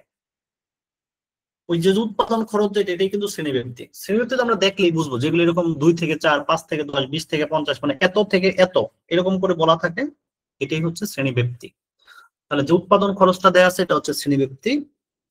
আর এরপরে গণসংখ্যা তো আমরা জানি, গণসংখ্যা দেয়া আছে এখানে। তাহলে এই দুটো আমাদের দেয়া আছে। আচ্ছা, থ্যাংক ইউ। এখন যে সংক্ষিপ্ত গড় বের করার জন্য তোমাকে একটা জিনিস বের করতে হবে, সেটা হচ্ছে মধ্যমান। শ্রেণীর মধ্যবিন্দু অথবা মধ্যমান। এই নিজেদের মধ্যে কথা নাই। সংক্ষিপ্ত পদ্ধতিতে গড় করার জন্য আমার যেটা বের করতে হবে, মধ্যমানটা বের করতে হবে। মধ্যমান যেখানেই বের করবা, সেটা হচ্ছে তুমি আহ বহুভুজ অঙ্কনের জন্য মধ্যমান বের করতে হয়, আবার হচ্ছে সংক্ষিপ্ত পদ্ধতিতে গড়ের জন্য মধ্যমান বের করতে হয়। বুঝো কিন্তু, মধ্যমান দুইটা জায়গায় বের করতে হয়। মধ্যমান বের করতে হয় কয়টা জায়গায়? দুইটা জায়গায়। একটা জায়গা হচ্ছে যখন আমরা বহুভুজ অঙ্কন করলাম, তখনও কিন্তু সেখানে আমাদের মধ্যমান লাগে। আবার যদি সংক্ষিপ্ত পদ্ধতিতে গড় নির্ণয় করতে হয়, তাহলেও মধ্যমান লাগে। তাহলে মধ্যমানটা সবসময় শ্রেণী ব্যক্তির পরের ঘরেই লিখে ফেলতে হয়। এই যে দেখো, এখানে বইয়ের দিকে তাকাও, বা তোমরা বই খুলো 340 পৃষ্ঠা, 335 পৃষ্ঠা, তোমাদের বইয়ের 335 পৃষ্ঠা। এই যে যে শ্রেণী ব্যক্তি, শ্রেণী ব্যক্তির ঠিক পরের ঘরেই হচ্ছে আমরা কি লিখবো, মধ্যমানটা লিখে ফেলবো। শ্রেণী ব্যক্তির পরের ঘরেই মধ্যমানটা লিখে ফেলবো। আচ্ছা, এখন এরপরে আসা হচ্ছে গণসংখ্যা। গণসংখ্যাটাও প্রশ্নে দেয়া আছে, তাহলে এই তিনটা জিনিস আমাদের দেয়া আছে প্রশ্নে। এরপরে একটা ঘর লিখবো হচ্ছে ধাপ বিচ্যুতি। আর এরপরের ঘরটা হচ্ছে গণসংখ্যা ধাপ বিচ্যুতি। এগুলো কেমনে বের করে আমরা দেখবো। আগে জাস্ট এটুকু মনে রাখো, তোমাদের কয়টা ঘর লাগবে এখানে। সংক্ষিপ্ত পদ্ধতিতে গড় নির্ণয় করার জন্য 5টা ঘর লাগবে। প্রথম ঘরে থাকবে শ্রেণী ব্যক্তি। আমার সাথে সাথে বলো, প্রথম বা বইয়ের দিকে তাকাও। প্রথম ঘরে থাকবে শ্রেণী ব্যক্তি, 2 নাম্বার ঘরে থাকবে মধ্যমান, 3 নাম্বার ঘরে থাকবে হচ্ছে গণসংখ্যা, 4 নাম্বার ঘরে থাকবে হচ্ছে ধাপ বিচ্যুতি। ওকে। আর 5 নাম্বার ঘরে হচ্ছে সাদিককে, তোমরা নিজেদের মতো কথা বলার দরকার নাই তো, বারবার বলতেছি। 4 নাম্বার হচ্ছে ধাপ বিচ্যুতি, আর 5 নাম্বারে যায় হবে গণসংখ্যা ধাপ বিচ্যুতি। ওকে। যারা গার্লসে পড়ে, যারা গার্লসে পড়ে।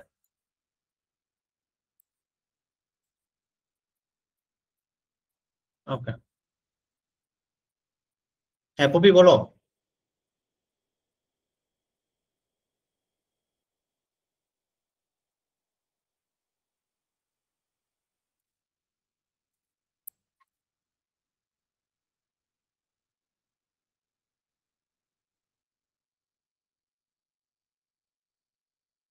ওকে, দেখো, তাহলে এখন আমরা যে টপিকটা পড়বো, ঘর তো এখনো বুঝাই নাই, বুঝবা কেমনে, সমস্যা নাই, খেয়াল করো। মাহাদি, তুমি আর একটা মেসেজ দিও না।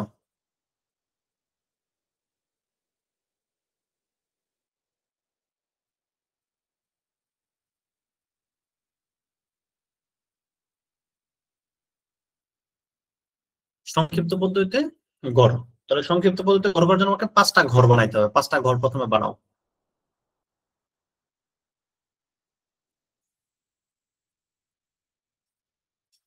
দিলাম নিচে নিচে এভাবে 5টা দাগ টানতে হবে। একটা, দুইটা, তিনটা,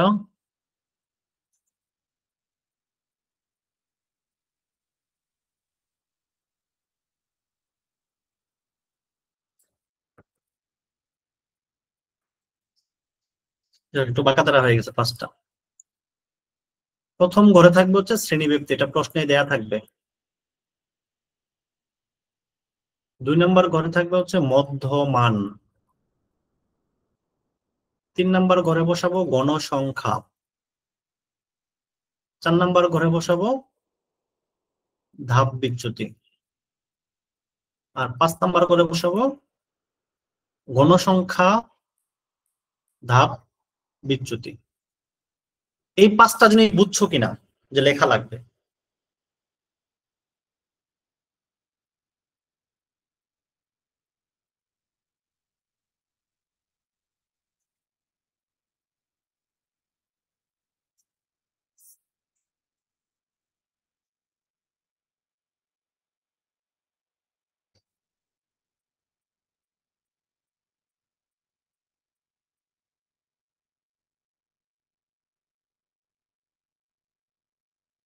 ঠিক আছে, তাহলে এখন থেকে আমাদের শ্রেণীবিভাগ কত কত ছিল? 2 থেকে 6, 6 থেকে 10, 10 থেকে 14। 2 থেকে 6, 6 থেকে 10, 10 থেকে 14, 14 থেকে 18, 18 থেকে 22, 22 থেকে 26, 22, 22 থেকে 26, 26 থেকে 30,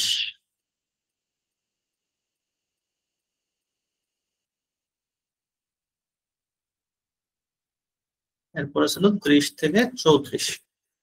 ওকে, এখন শ্রেণীব্যক্তি থেকে মধ্যমানটা বের করতে হবে। শ্রেণীব্যক্তি থেকে তোমাদেরকে মধ্যমানটা বের করতে হবে। মধ্যমানকে প্রকাশ করা হয় এক্স আই দিয়ে।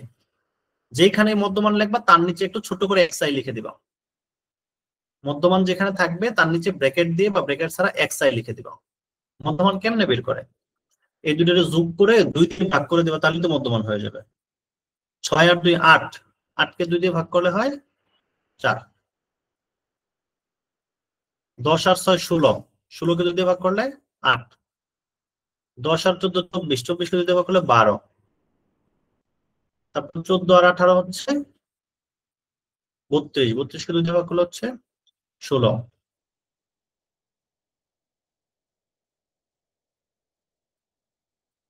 তাহলে এটা হচ্ছে মধ্যমান। মধ্যমান বের করতে কারো কোনো সমস্যা আছে?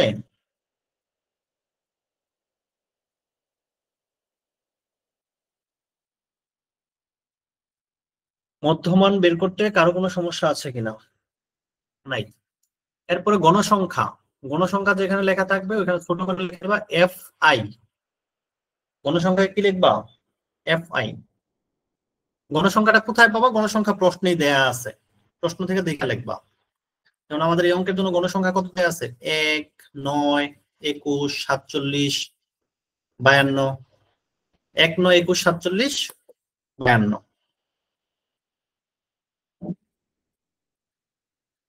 1, 9, 21, 1, 9, 21, 47, 52, 36। 47, 52, 36। পর হচ্ছে 19, 3, 19, 3। ওকে, এখন এই যে এতগুলি মধ্যমান এখানে আছে, একটা মধ্যমান হচ্ছে, প্রথম মধ্যমানটা কত? 4। দ্বিতীয়টা কত? 8। পরেরটা কত?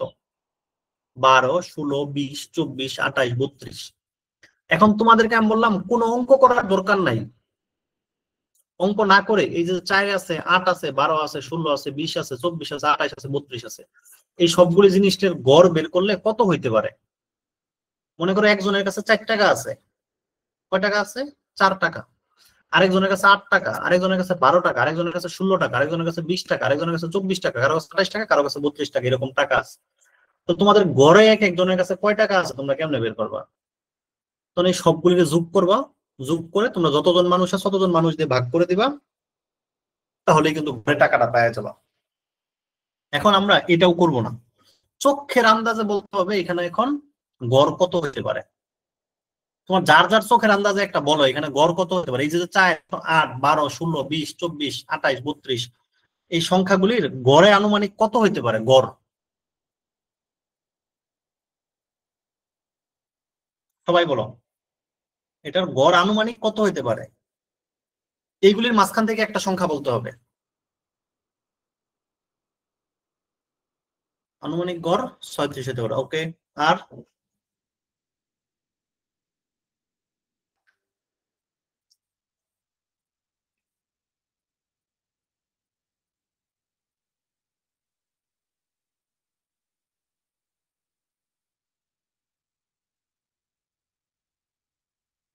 22.5, 52, 53, 20, 35। গণসংখ্যা থেকে না, কিন্তু মধ্যমান থেকে, মধ্যমান থেকে। 20, 53, 20। আচ্ছা, 10। ওকে, না আমি বলছি এই সংখ্যাগুলির মাঝখান থেকে বলতে হবে, হয় 4 হবে, না হয় 8, না হয় 12, না হয় 16, না হয় 20, না হয় 24, না হয় 28, না হয় 32, এদের মাঝখান থেকে একটাকে বলতে হবে। ওকে, এখন ব্যাপার হচ্ছে যে কোনো জিনিসের গড় বের করলে মনে রাখবা সেটা সবচেয়ে ছোট যেটা থাকে সেটাও জীবনে হয় না, সবচেয়ে বড় যেটা থাকে সেটাও হইতে পারবে না। গড় মানে হচ্ছে এভারেজ। এভারেজ, এভারেজে কেমন, তোমরা পরীক্ষায় একজনে 80 পাইছো, একজনে 90 পাইছো, একজনে 10 পাইছে, একজনে 20 পাইছে। এখন যদি বলে এই ক্লাসে এভারেজে নাম্বার কত পাইছে, তখন কি তোমরা বলবা যে এভারেজ 100 পাইছে? এটা কিন্তু বলবা না, কারণ সবচেয়ে বেশি পাইছে 90, তাহলে এভারেজ আবার 100 কেমনে হবে? আবার সবচেয়ে কম পাইছে 10, তাহলে কি এভারেজে 5 পাইছে বলা যাবে? বলা যাবে না। তাহলে এভারেজে বলতে হবে মাঝামাঝি একটা মান। এই যে কেউ কেউ বলতেছে এভারেজ এটার 16 হইতে পারে, হ্যাঁ 16 হইতে পারে, চোখের আন্দাজে মনে হয় 16 হইতে পারে। আবার কারো কাছে মনে হইতে না 16 না, আরেকটু মনে হয় বেশি, 20 হইতে পারে। আবার কারো কাছে মনে হতে পারে না 20 না, আরেকটু বেশি মনে হবে, 24 মনে হয় হবে। তাহলে কেউ 16 ধরতে পারো, কেউ 20 ধরতে পারো, কেউ 24 ধরতে পারো, কোনো সমস্যা নেই। আমরা বইয়ে অঙ্কটা দেখা আছে 20 ধরছে আনুমানিক গড়, আমরা আনুমানিক গড় ধরবো হচ্ছে 16। বইয়ে ধরছে 20, আমরা ধরবো কত? 16। যেটাকে আনুমানিক গড় ধরবা ওইটাকে টান দিয়ে এ লেখা ফেলবা, মানে আমরা ধরে নিছি এইটাই গড়। এই অঙ্কের গড় আশা করতেছি আমরা কত হবে? 16 হবে। পরে যেটা হয় সেটা হবে, সমস্যা না, আমরা আশা করতেছি আপাতত কত হবে? 16। তাহলে যেইটাকে 16 গড় ধরছো তুমি, যেটার পাশে এ লেখছো, ওইটার সোজাসুজি জায়গায় ধাপ বিচ্যুতির ঘরে শূন্য বসায় দিবা।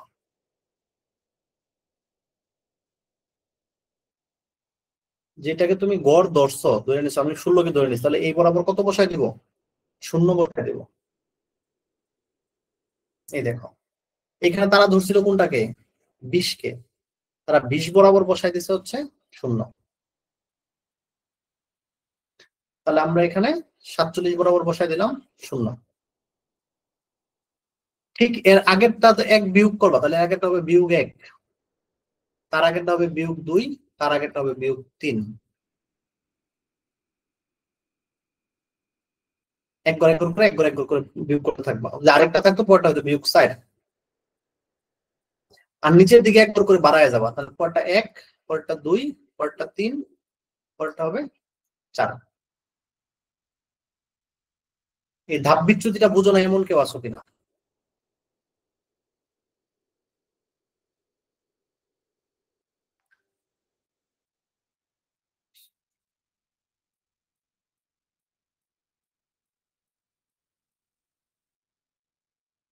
যারা বুঝো নাই ধাপ বিচ্যুতি কি বলছি, ওই যে তুমি গড় আনুমানিক কত ধরছো, 16 রে ধরে নিছো, তুমি ভাবছো যে 16 গড় হইতে পারে, এই জন্য 16 পাশে এ লিখছি, 16 পাশে এ লিখছি।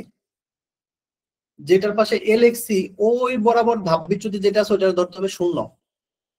এটাই যে আমরা শূন্য ধরলাম। উপরের দিকে গেলে এক করে বিয়োগ করে যাবা, শূন্যর উপর একটা -1, তার উপর একটা -2, তার উপর একটা -3। আর শূন্যর নিচে গেলে যোগেরটা হিসাব করে দেবা, 1, পরটা 2, পরটা 3, তারপরটা হচ্ছে 4। এখন না বোঝার কোনো কারণ দেখতেছি না। এর এই ধাপ বিচ্যুতিকে প্রকাশ করা হয় ইউআই দিয়ে। ইউর নিচে ছোট্ট করে একটা আই লেখে, ধাপ বিচ্যুতিটা হচ্ছে ইউআই। তুমি 20-এও ধরতে পারতা, তুমি 20 কেও ধরতে পারো, 16 কেও ধরতে পারো, কোনো সমস্যা নাই। তো তুমি এটা ধরে নিছো, তুমি তো জানো না এক্সাক্ট কত। কেউ 24 কেও ধরতে পারে, কোনো সমস্যা নাই। এটা তুমি মাঝখানের যে কোনো একটাকে ধরে নিতে পারো, কোনো সমস্যা নাই। ইউআই। এই দেখো, এই যে যে ঘর লিখলাম, টিক চিহ্ন যেটা দিলাম, এই ঘরের নাম হচ্ছে এফআই। আর তারপরের যে ঘর, এই ঘরের নাম হচ্ছে ইউআই, তাপ বিচ্যুতি। এই ঘরের নাম হচ্ছে এফআই। এফআই মানে গণসংখ্যা, ধাপ বিচ্যুতি মানে ইউআই, তাহলে এটা হচ্ছে ধাপ বিচ্যুতি। তাহলে গণসংখ্যা পরে একটা ধাপ বিচ্যুতি। আর পরের ঘরে কি লিখছি, লাস্টের ঘরে লিখছি গণসংখ্যা ধাপ বিচ্যুতি। তার মানে এখানে গণসংখ্যাও আছে, ধাপ বিচ্যুতিও আছে। এটা কিছু মাঝখানে নাই, মানে এখানে একটা গুণ চিহ্ন আছে আর কি, মনে মনে ধরে নেবা। গণসংখ্যা ধাপ বিচ্যুতি,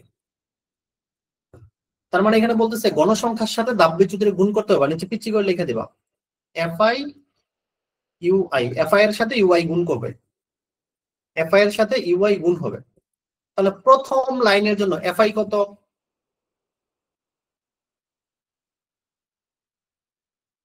প্রথম লাইনের জন্য এফআই কত?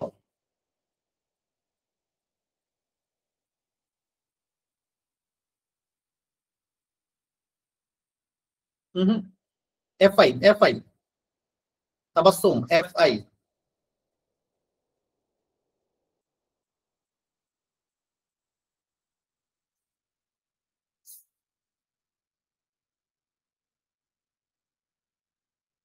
তাহলে প্রথম লাইনের জন্য এফআই হচ্ছে 1। আর প্রথম লাইনের জন্য ইউআই কত? ইউআই কেন? প্রথম লাইনে এফআই হচ্ছে 1। এই যে দেখো এখানে লেখাই আছে। আর ইউআই হচ্ছে -3। প্রথম লাইনের জন্য ইউআইটা হচ্ছে 3 না, কিন্তু -3। তাহলে এই লাস্টের ঘর বলছে এফআই এর সাথে ইউআই গুণ করতে বলছে। এফআই ইউআই পাশাপাশি মানে কি গুণ। তাহলে 1 এর -3 দিয়ে গুণ করলে কত হবে?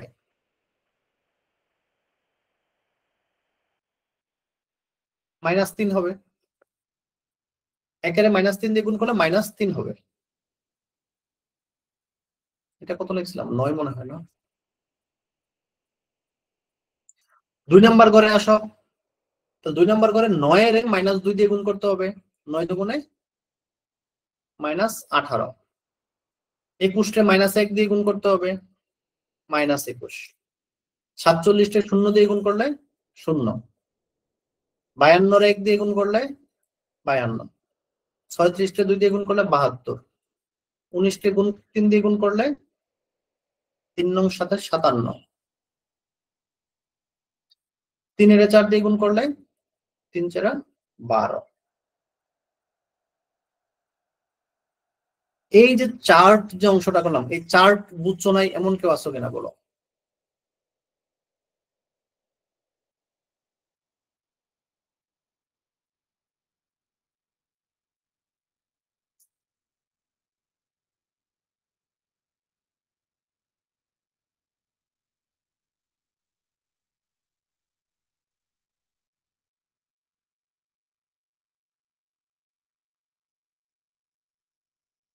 ওকে, এখন আসো, এই যে গণসংখ্যা যেটা আছে এফআই, এফআই এর যে ঘর, এই সবগুলিকে যদি যোগ করো, যোগ করলে যেটা পাওয়া যায় সেটার নাম হচ্ছে এন। গণসংখ্যারে সবগুলিরে যোগ করলে যেটা পাওয়া যায় সেটার নাম হচ্ছে এন। তাহলে এখানে গণসংখ্যা এফআই রে যোগ করো তুমি। এক, একের পরে আছে 9, 9 এর পরে আছে 21, 21 এর পরে 47, 47 এর পরে 52, 52 এর পরে 36, 36 এর পরে 19, 19 এর পরে 3। এই সবগুলির একটার পর একটা করে যোগ করে যাও। এই একটার পরে একটা যোগ করো, একের সাথে 9 যোগ করো, 9 এর সাথে 21 যোগ করো, 21 এর সাথে 47 যোগ করো, 47 এর সাথে 52 যোগ করো, 52 এর সাথে 36, 19, 3 সবগুলি যোগ করো। যোগ করলে কত হবে বলো?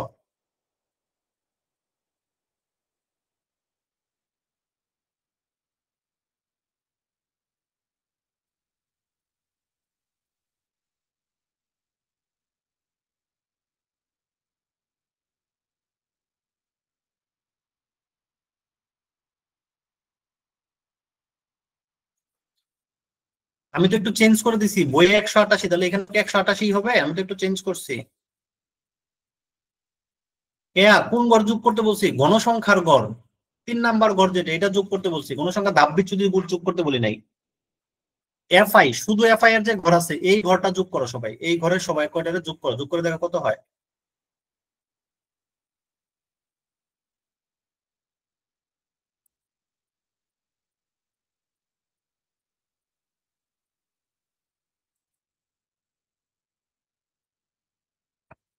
183 কে পাইলাম।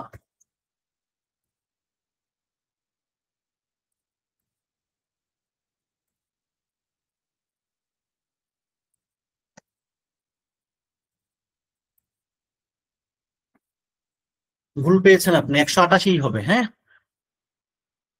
বাকিটা যোগ করো নাই কেউ?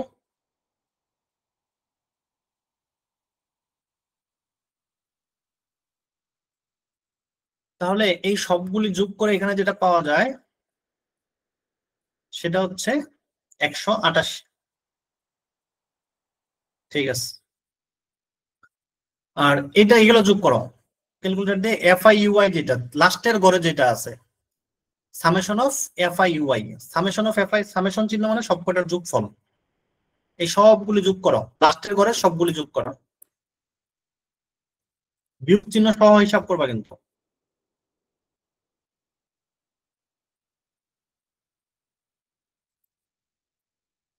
তাহলে প্রথমটা আছে হচ্ছে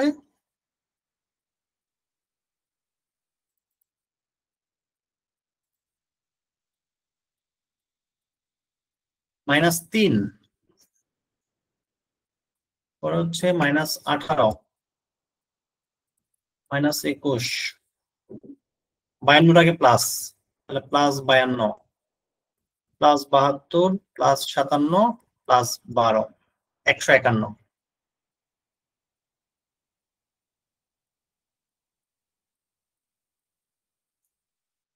তাহলে এখানে সবগুলো যোগ করে হয় 151।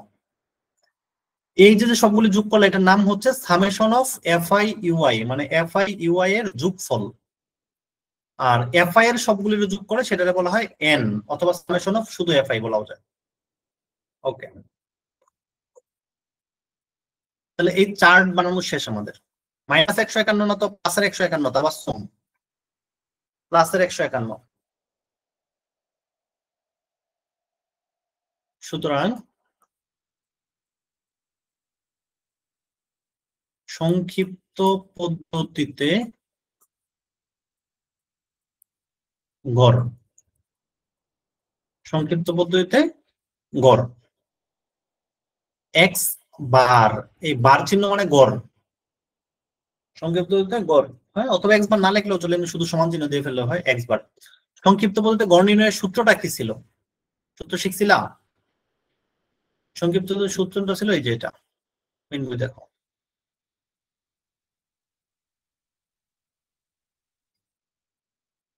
এক্স বার সমান এ প্লাস, উপরে হচ্ছে summation of F I U I, নিচে হচ্ছে এন, গুণ চিহ্ন দিয়ে এইচ।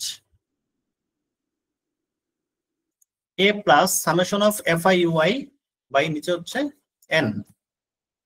তাহলে এ প্লাস উপরে হচ্ছে summation of F I U I, নিচে হচ্ছে এন, ইনটু হচ্ছে এইচ।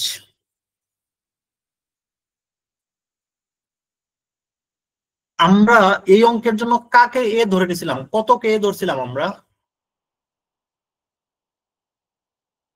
16কে। তাহলে এর মান হবে 16। এফ আই ইউআই এর মান কত আসছে? 151। তাহলে এফ আই ইউআই এর মান বসাবো আমরা 151। সামেশন নিচে হচ্ছে এন, এন এর মান হচ্ছিল 188, গুণ এইচ, এইচ মানে হচ্ছে শ্রেণীব্যক্তি। শ্রেণীব্যক্তি কত এটার জন্য? এই অঙ্কের জন্য শ্রেণীব্যক্তি কত? 4। কিভাবে 4? 10 থেকে 14 বিয়োগ করে 4 হয়, সাথে কি 1 যোগ করতে হবে? মিস্টার মিনহাজ, মিনহাজ বলো, এটা কি বিচ্ছিন্ন শ্রেণীব্যক্তি না অবিচ্ছিন্ন? মিনহাজ বলো, বিচ্ছিন্ন না অবিচ্ছিন্ন?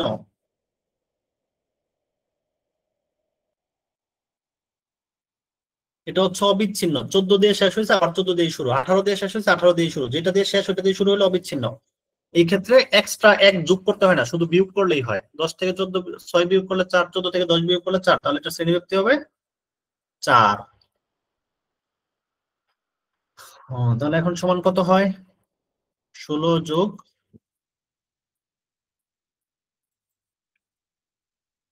তাহলে 151 রে ভাগ করো 188 দিয়ে। 0.803, এটা গুণ করো আবার একবারে করে ফেলো 4 দিয়ে। 3.21 যোগ 3.21, 158 সাথে 4 গুণ করছো, গুণ করে 188 দিয়ে ভাগ করে দিছো, তাহলে 16 আর 3 19, 19.21। এটাই হচ্ছে আনসার।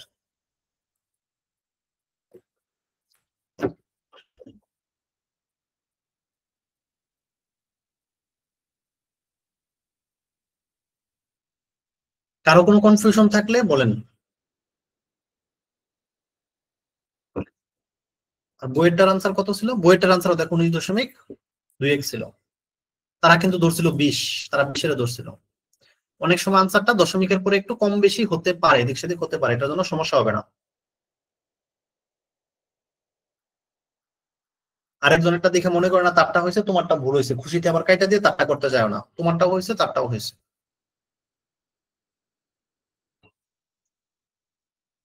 এই যে দেখছো তোমরা কত সুন্দর বুঝো। হম, তুমি তো সবাই ভালো স্টুডেন্ট, একটু বাসায় পড়াশোনা হলেই হয়, একটু পড়লেই অনেক সুন্দর বুঝতে পারো। যে তোমরা পড়াশোনা না করে ফেসবুক চালায় মোবাইল টোবাইল করে সময় নষ্ট করো, স্যাররাও মনে করো তোমরা ভালো না, গার্ডিয়ানও মনে করো তেমন একটা পড়াশোনা পারো না। সবসময় মনে রাখবা, শহরের একটা ছেলেপেলের চাইতে যারা গ্রামে থাকে, একটু গ্রামের দিকে বা গ্রাম সাইডে থাকে, এদের মেধা, এদের বুদ্ধি, এদের সবকিছু অনেক অনেক বেশি। শহরের একটা ছেলেরা যেটা শিখাইতে 20 মিনিট লাগে, গ্রামের একটা ছেলে বা মেয়ে যদি মনোযোগ দেয় তার ওটা মাত্র 5 মিনিট লাগে। কারণ শহরের গুলি হচ্ছে কি, বাসায় টিচার থাকে 4টা, বাংলারও স্যার থাকে, ওদের সমাজ বিজ্ঞানেরও স্যার থাকে আলাদা, মানে স্যাররা গুইলা বাইটা খাওয়াইয়া দেয়, নিজের বুদ্ধি বলে কিছু থাকে না। স্যাররা খাওয়াইয়া দেয়, ওইটা পরীক্ষার হলে যায় জাস্ট আনসার করে আসে। এরা কিন্তু খুব বেশি দূর যাইতে পারে না, রেজাল্ট ভালো করে, এসএসসি তে একটা ভালো রেজাল্ট করে, ইন্টারে মোটামুটি করে, ভার্সিটিতে ভালো করতে পারে না বা ভার্সিটিতে চান্সই পায় না তখন বেশি একটা। কিন্তু গ্রামের যারা একটু পড়াশোনা করে, একটু চেষ্টা করে, কারণ এর তো সবাই এত বেশি সার থাকে না, তো নিজের চেষ্টায় পারে, এরাই দেখা যায় ভার্সিটিতে ভালো করে শেষ পর্যন্ত বা ভার্সিটিতে চান্স পায় এরাই। কিন্তু বাংলাদেশে বিভিন্ন ভার্সিটিতে দেখবা 70 থেকে 80% ছাত্র হচ্ছে গ্রাম থেকে উঠে আসছে, আর শহরের মাত্র 20% ছাত্র। অথচ ভালো রেজাল্ট কিন্তু শহরে বেশি হয়, কিন্তু ভার্সিটিতে চান্স পায় না। কারণ কি? কারণ ওদের মাথায় আসলে থাকে না, কিছু থাকে না, এই যে তুইলা বাইটা বাইটা খাওয়াই দেয়, তো ওইটা এক সময় যায় আর কাজ করে না।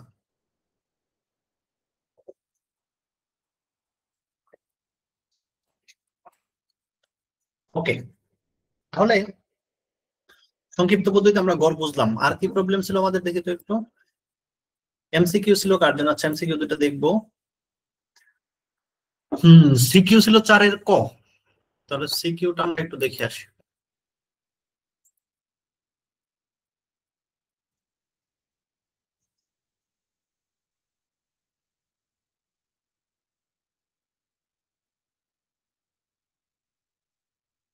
চার নম্বর প্রশ্ন।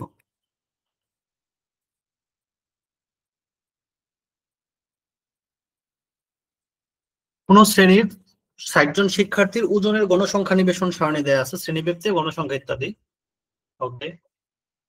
কোন শ্রেণীর ঊর্ধ্বসীমা 65 এবং মধ্যমান 61.5 হলে শ্রেণীর নিম্ন সীমা নির্ণয় করো, এটা বুঝো নাই না? ওকে। আচ্ছা, এটা যেন কে বলছিল বুঝো নাই? উম কে বলছিলাম? তাহলে কে বলো আমাকে একটু। 31 থেকে 40 একটা শ্রেণীব্যাপ্তি আছে, এটার মধ্যমান কত হবে? 31 থেকে 40, এটার মধ্যবিন্দু বা মধ্যমান কত হবে? এটার মধ্যমানটা এইভাবে বের করতে হবে, 31+40/2। তাহলে 31 আর 40 71, 71কে 2 দিয়ে ভাগ করলে 35.5। এইটা বের করা বুঝছো কিনা সবাই?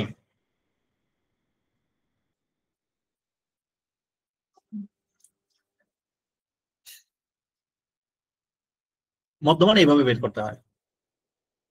আচ্ছা, তাহলে এটা কেমনে বের করলাম? তাহলে মধ্যমানের সূত্র হলো মধ্যমান সমান এই যে 31 লিখলাম, 31টা কি? এই 31 থেকে 40 এটা তো হচ্ছে শ্রেণী। এই শ্রেণীর মধ্যে সবচেয়ে ছোট কে? 31। এটাকে বলা হয় শ্রেণীর নিম্ন সীমা। আর 40 এটা হচ্ছে সবচেয়ে বড়, এটা বলা হয় শ্রেণীর ঊর্ধ্ব সীমা। তাহলে মধ্যমান সমান হচ্ছে নিম্ন সীমা যোগ ঊর্ধ্ব সীমা ভাগ 2। এখন তারা যে প্রশ্নটা বলছে এখানে বলে দিচ্ছে ঊর্ধ্ব সীমা হচ্ছে 65 আর মধ্যমান হচ্ছে 61.5। তাহলে মধ্যমানের জায়গায় তুমি 61.5 বসায় দাও। নিম্ন সীমা তো তোমার কাছে নাই, নিম্ন সীমায় লিখে রাখো, প্লাস দিয়ে ঊর্ধ্ব সীমার জায়গায় 65 বসায় দাও। ঊর্ধ্ব সীমা যেহেতু 65 বলে দিস, ভাগ 2। এখন তুমি আড়াআড়ি গুণ করে দাও।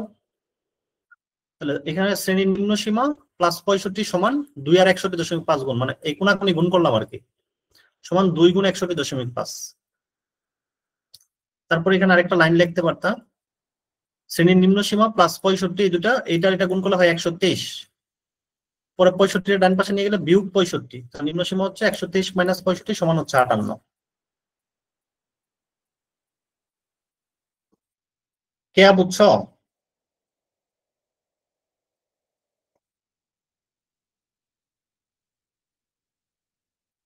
ইয়াসমিন খান পপি, বুঝো নাই?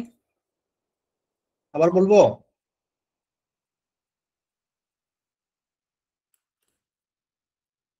ওকে,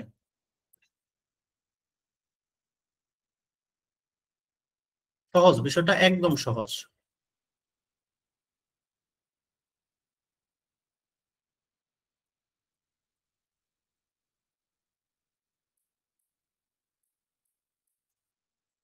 মধ্যমান সমান কি?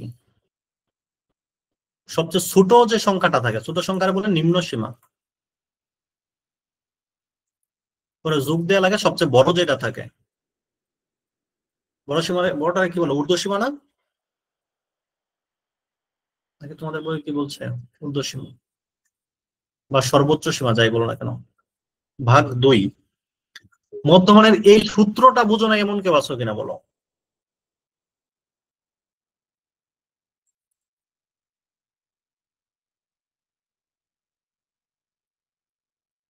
বুঝছো?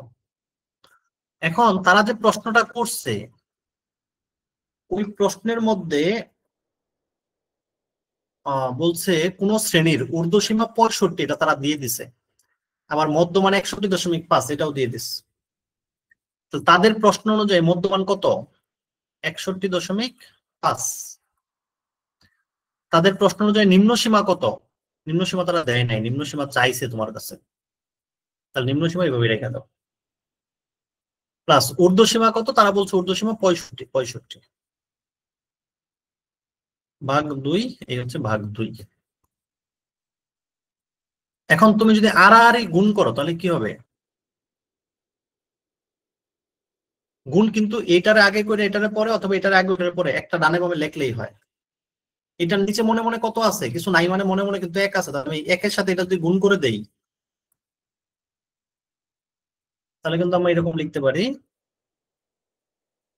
নিম্ন সীমা যোগ 65 সমান 2 গুণ 61.5।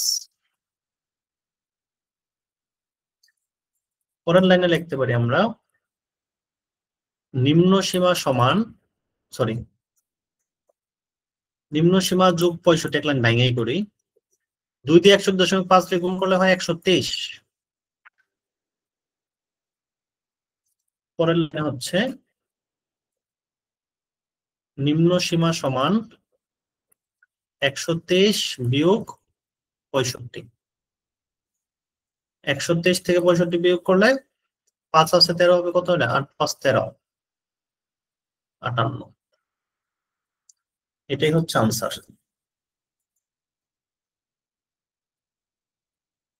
কেউ না বুঝলে বলো।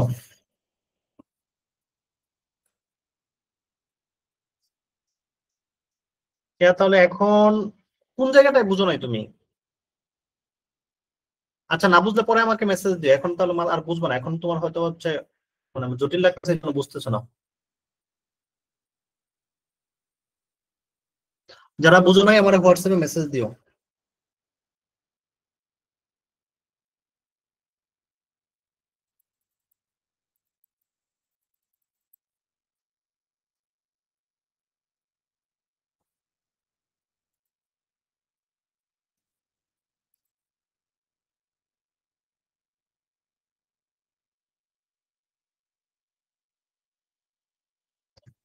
ওকে, এরপরে ছিল তোমাদের এমসিকিউ।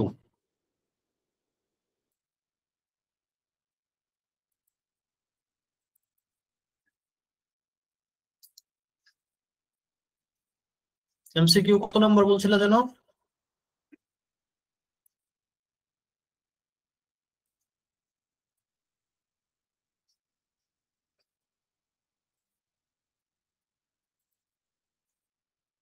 ছয়ত্রিশ আর 40।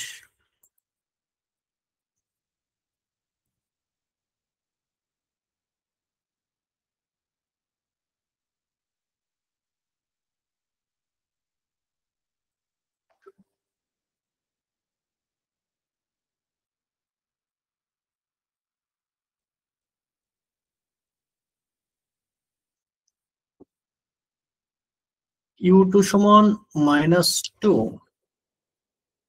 x2 সমান 12, h=4 হলে অনুমিত গড় কত না?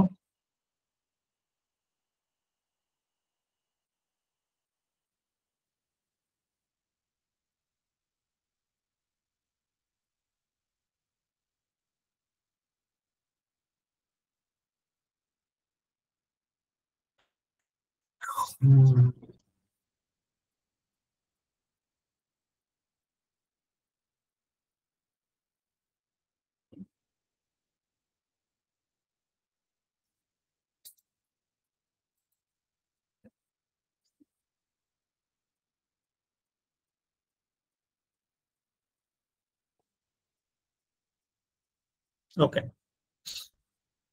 তারা ওইখানে একটা সূত্র যেটা লিখছে সূত্রটা একটু ভুল করছে। এই দেখো, এই সূত্র দেখো, 35 নম্বর। ইউআই এর একটা সূত্র আছে। ইউআই তো আমরা তোমাদেরকে যেটা শিখাইলাম ধাপবিচ্যুতি একটা মুখস্থ সিস্টেম বলে বুঝাই দিলাম আর কি। আসলে নিয়ম কিন্তু এইটাই, সূত্র দিয়ে বের করা। কিন্তু তোমাদের বোঝার সুবিধার জন্য ওই যে 0 দুইটা -1 1 করে যাবা, +1 1 করে যাবা। আসলে নিয়ম হচ্ছে এই যে এটা, এই সূত্রটা মুখস্থ করতে হবে তার জন্য। ধাপবিচ্যুতি ইউআই সমান xi - a divide by h। এই যে এখানে তারা সূত্রটা ভুল লিখছে একটু, হ্যাঁ।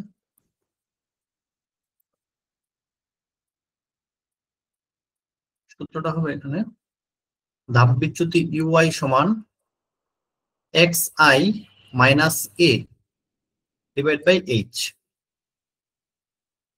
ইউআই মানে হচ্ছে ধাপবিচ্যুতি। এখানে আই মানে কি? আই মানে তোমার কয় নাম্বার লাইন এটা বুঝাইতেছে। আই এর মানে 1 হলে 1 নাম্বার লাইন, আই এর মান 2 হলে 2 নাম্বার লাইন, 3 হলে 3 নাম্বার লাইন। এখানে তারা 2 নাম্বার লাইন নিয়ে কাজ করছে, এজন্য বলছে u2। তাহলে এটা সূত্রটা এরকম হয়ে যাবে এই অঙ্কের জন্য, u2 সমান x2 - a divide by h। Main সূত্র হচ্ছে ইউআই, ইউআই সমান xi - a divided by h। যদি 2 নাম্বার লাইন হয় তাহলে আই এর জায়গায় u2 হবে, u2 সমান x2 - a divide by h। এখন তারা u2 এর মান দিয়ে দিছে -2, তুমি u2 এর মান -2 বসাবা, x2 এর মান দিয়ে দিছে 12, x2 এর মান 12 বসাবা, h এর মান দিয়ে দিছে 4, 4 বসাবা। এরপর নরমাল নিয়মের সমাধান করবা, হয়ে যাবে। রাইসা বুঝছো?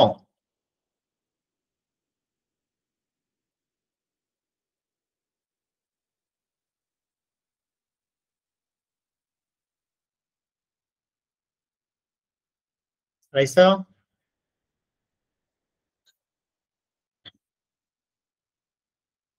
ওকে, 36 এর পরে আছে হচ্ছে 40। আচ্ছা, 32 আছে। আচ্ছা, 40 শেষ করে 32 করতে। হ্যাঁ, গড় নির্ণয়ের ক্ষেত্রে সেম একই সূত্র, অনুমিত গড় 32, u3, u3 মানে 3 নাম্বার গড়, এটা এইচ হলো x3 কত। তাহলে সেম আগের সূত্রটাই ব্যবহার করবা। ইউআই সমান আমরা কি দেখলাম, xi - a divide by h, xi - a divided by h। তাহলে যেহেতু এটা 3 নাম্বার গড় বলছে, তাহলে 3 নাম্বার u3 বলছে, x3 বলছে, তাহলে এটা হবে u3। u3 সমান হয়ে যাবে x3 minus a divide by h। এ বলে দিছে এখন 32, তাহলে এর মান 32। u3 হচ্ছে -3, তাহলে u3 এর জায়গায় -3 বসাবা। h এর মান দেয় আছে 6, তাহলে এখন আড়াআড়ি গুণ করে সমাধান করলে x3 এর মানটা পেয়ে যাবা।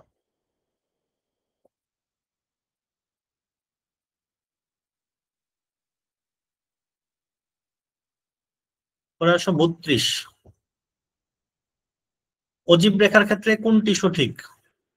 অজীব রেখা কি আস্তে আস্তে এরকম উপরের দিকে যায়, না আস্তে আস্তে নিচের দিকে আসে, নাকি উপরেও যায় নিচেও যায়? বলো তো। অজীব রেখা কি সবসময় উপরের দিকে উঠতে থাকে, না উপরে উঠে নিচেও নামে, না কি হয়?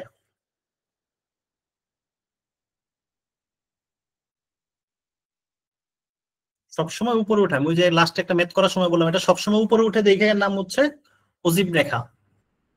তাহলে অজীব রেখাটা সবসময় উপরের দিকে উঠবে, উপরের দিকে ওঠা মানে হচ্ছে ঊর্ধ্বগামী। তাহলে অজীব রেখা হচ্ছে সবসময় ঊর্ধ্বগামী।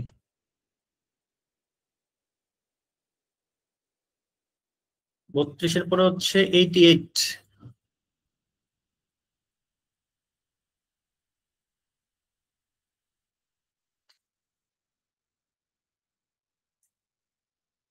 10, 15, 11, 9, 12, 14, 18 উপাত্তের মধ্যক কত? তাহলে এটাকে মধ্যক বের করতে হলে প্রথমে সাজায় লিখতে হবে। মানে সবচেয়ে ছোট কত? 9, তাহলে সবার আগে লিখবা 9। 9-এর পরে হচ্ছে 10, 10-এর পরে 11, 11-এর পরে 12, 13 মনে হয় নাই না? 12-এর পরে 14, 14-এর পরে হচ্ছে 15, 15-এর পরে হচ্ছে 18, নাকি আরো আছে? 3, 3, 6, 7। তাহলে মধ্যক বের করতে হলে এরকম সাজায় লিখবা প্রথমে। এখন এখানে কয়টা আছে? 7টা আছে, তাহলে এই দিক থেকে 3টা বাদ দিয়ে দাও, পেছনের দিক থেকে 3টা বাদ দিয়ে দাও, তাহলে মাঝখানে আছে কে? 12। এই পাশেও 3টা, ওই পাশেও 3টা, তাহলে মাঝখানে হচ্ছে এই 12 বেচারা। তাহলে মাঝখানে যেটা থাকবে ওইটাই হচ্ছে মধ্যক। যদি বিজোড় সংখ্যা হয়, এখানে 7 জন আছে, তো 7 জন থাকলে মাঝখানে আছে 4 নাম্বারটা, সেই হচ্ছে মধ্যক। মাঝখানে যেটা থাকবে সেটাই মধ্যক।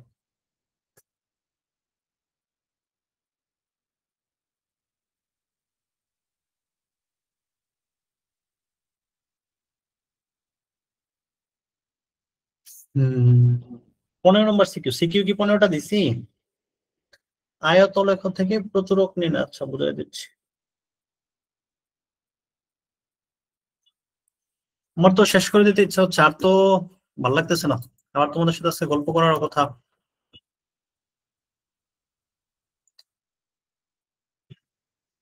রাইসা 15 নম্বর সিকিউ না 15 নম্বর এমসিকিউ? সিকিউ তো 15 নম্বর দিনে, নাকি বইয়ের? দেখি তো।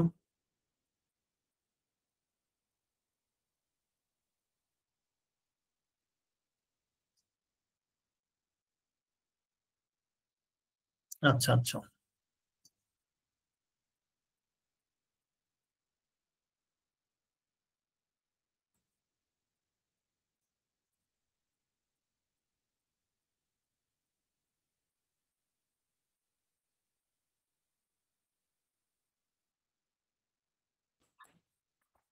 ঠিক আছে, এটা তোমাদের একটাই থেকে দেখাই দিই।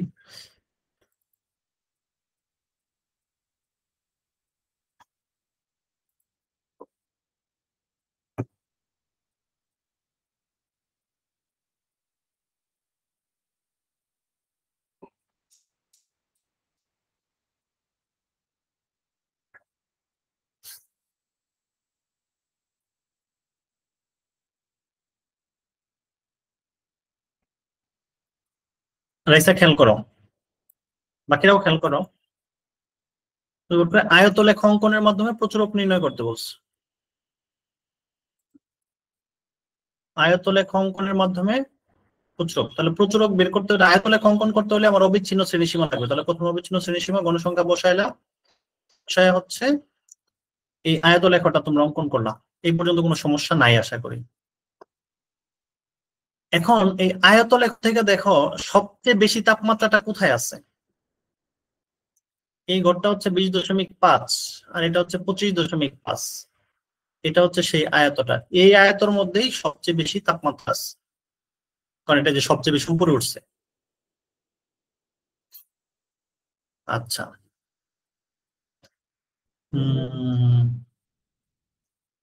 তাহলে এটা এইভাবে না লিখে আমরা একটু অন্যভাবে লিখবো।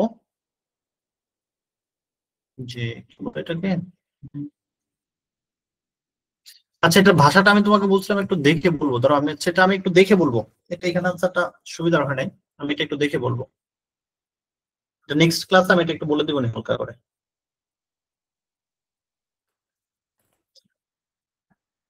আচ্ছা, আমরা ক্লাস শুরু করছিলাম 15টায় না? যাই হোক, তাহলে আপাতত ক্লাস শেষ আমাদের এখন,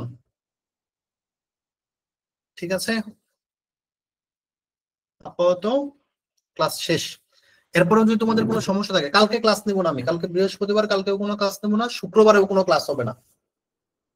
শুক্রবারে নিলে আমি জানাবো, শুক্রবারে নিলে আমি আগে জানাই দিব, তোমরা প্রিপারেশন রাখো, শুক্রবারে প্রিপারেশন রাখো, কালকে নিবো না, শুক্রবারে নিতে পারি, আর না হলে শনিবার ইনশাল্লাহ। আর রবিবারে তো কিন্তু পরীক্ষা, এই পরীক্ষা খারাপ করলে কিন্তু উপায় নাই, দরকার হলে এমসিকিউ 96টা মুখস্থ করে যাবা, আর তোমরা হচ্ছে প্র্যাকটিস করবা বাসায়, সবগুলো এমসিকিউ প্র্যাকটিস করবা।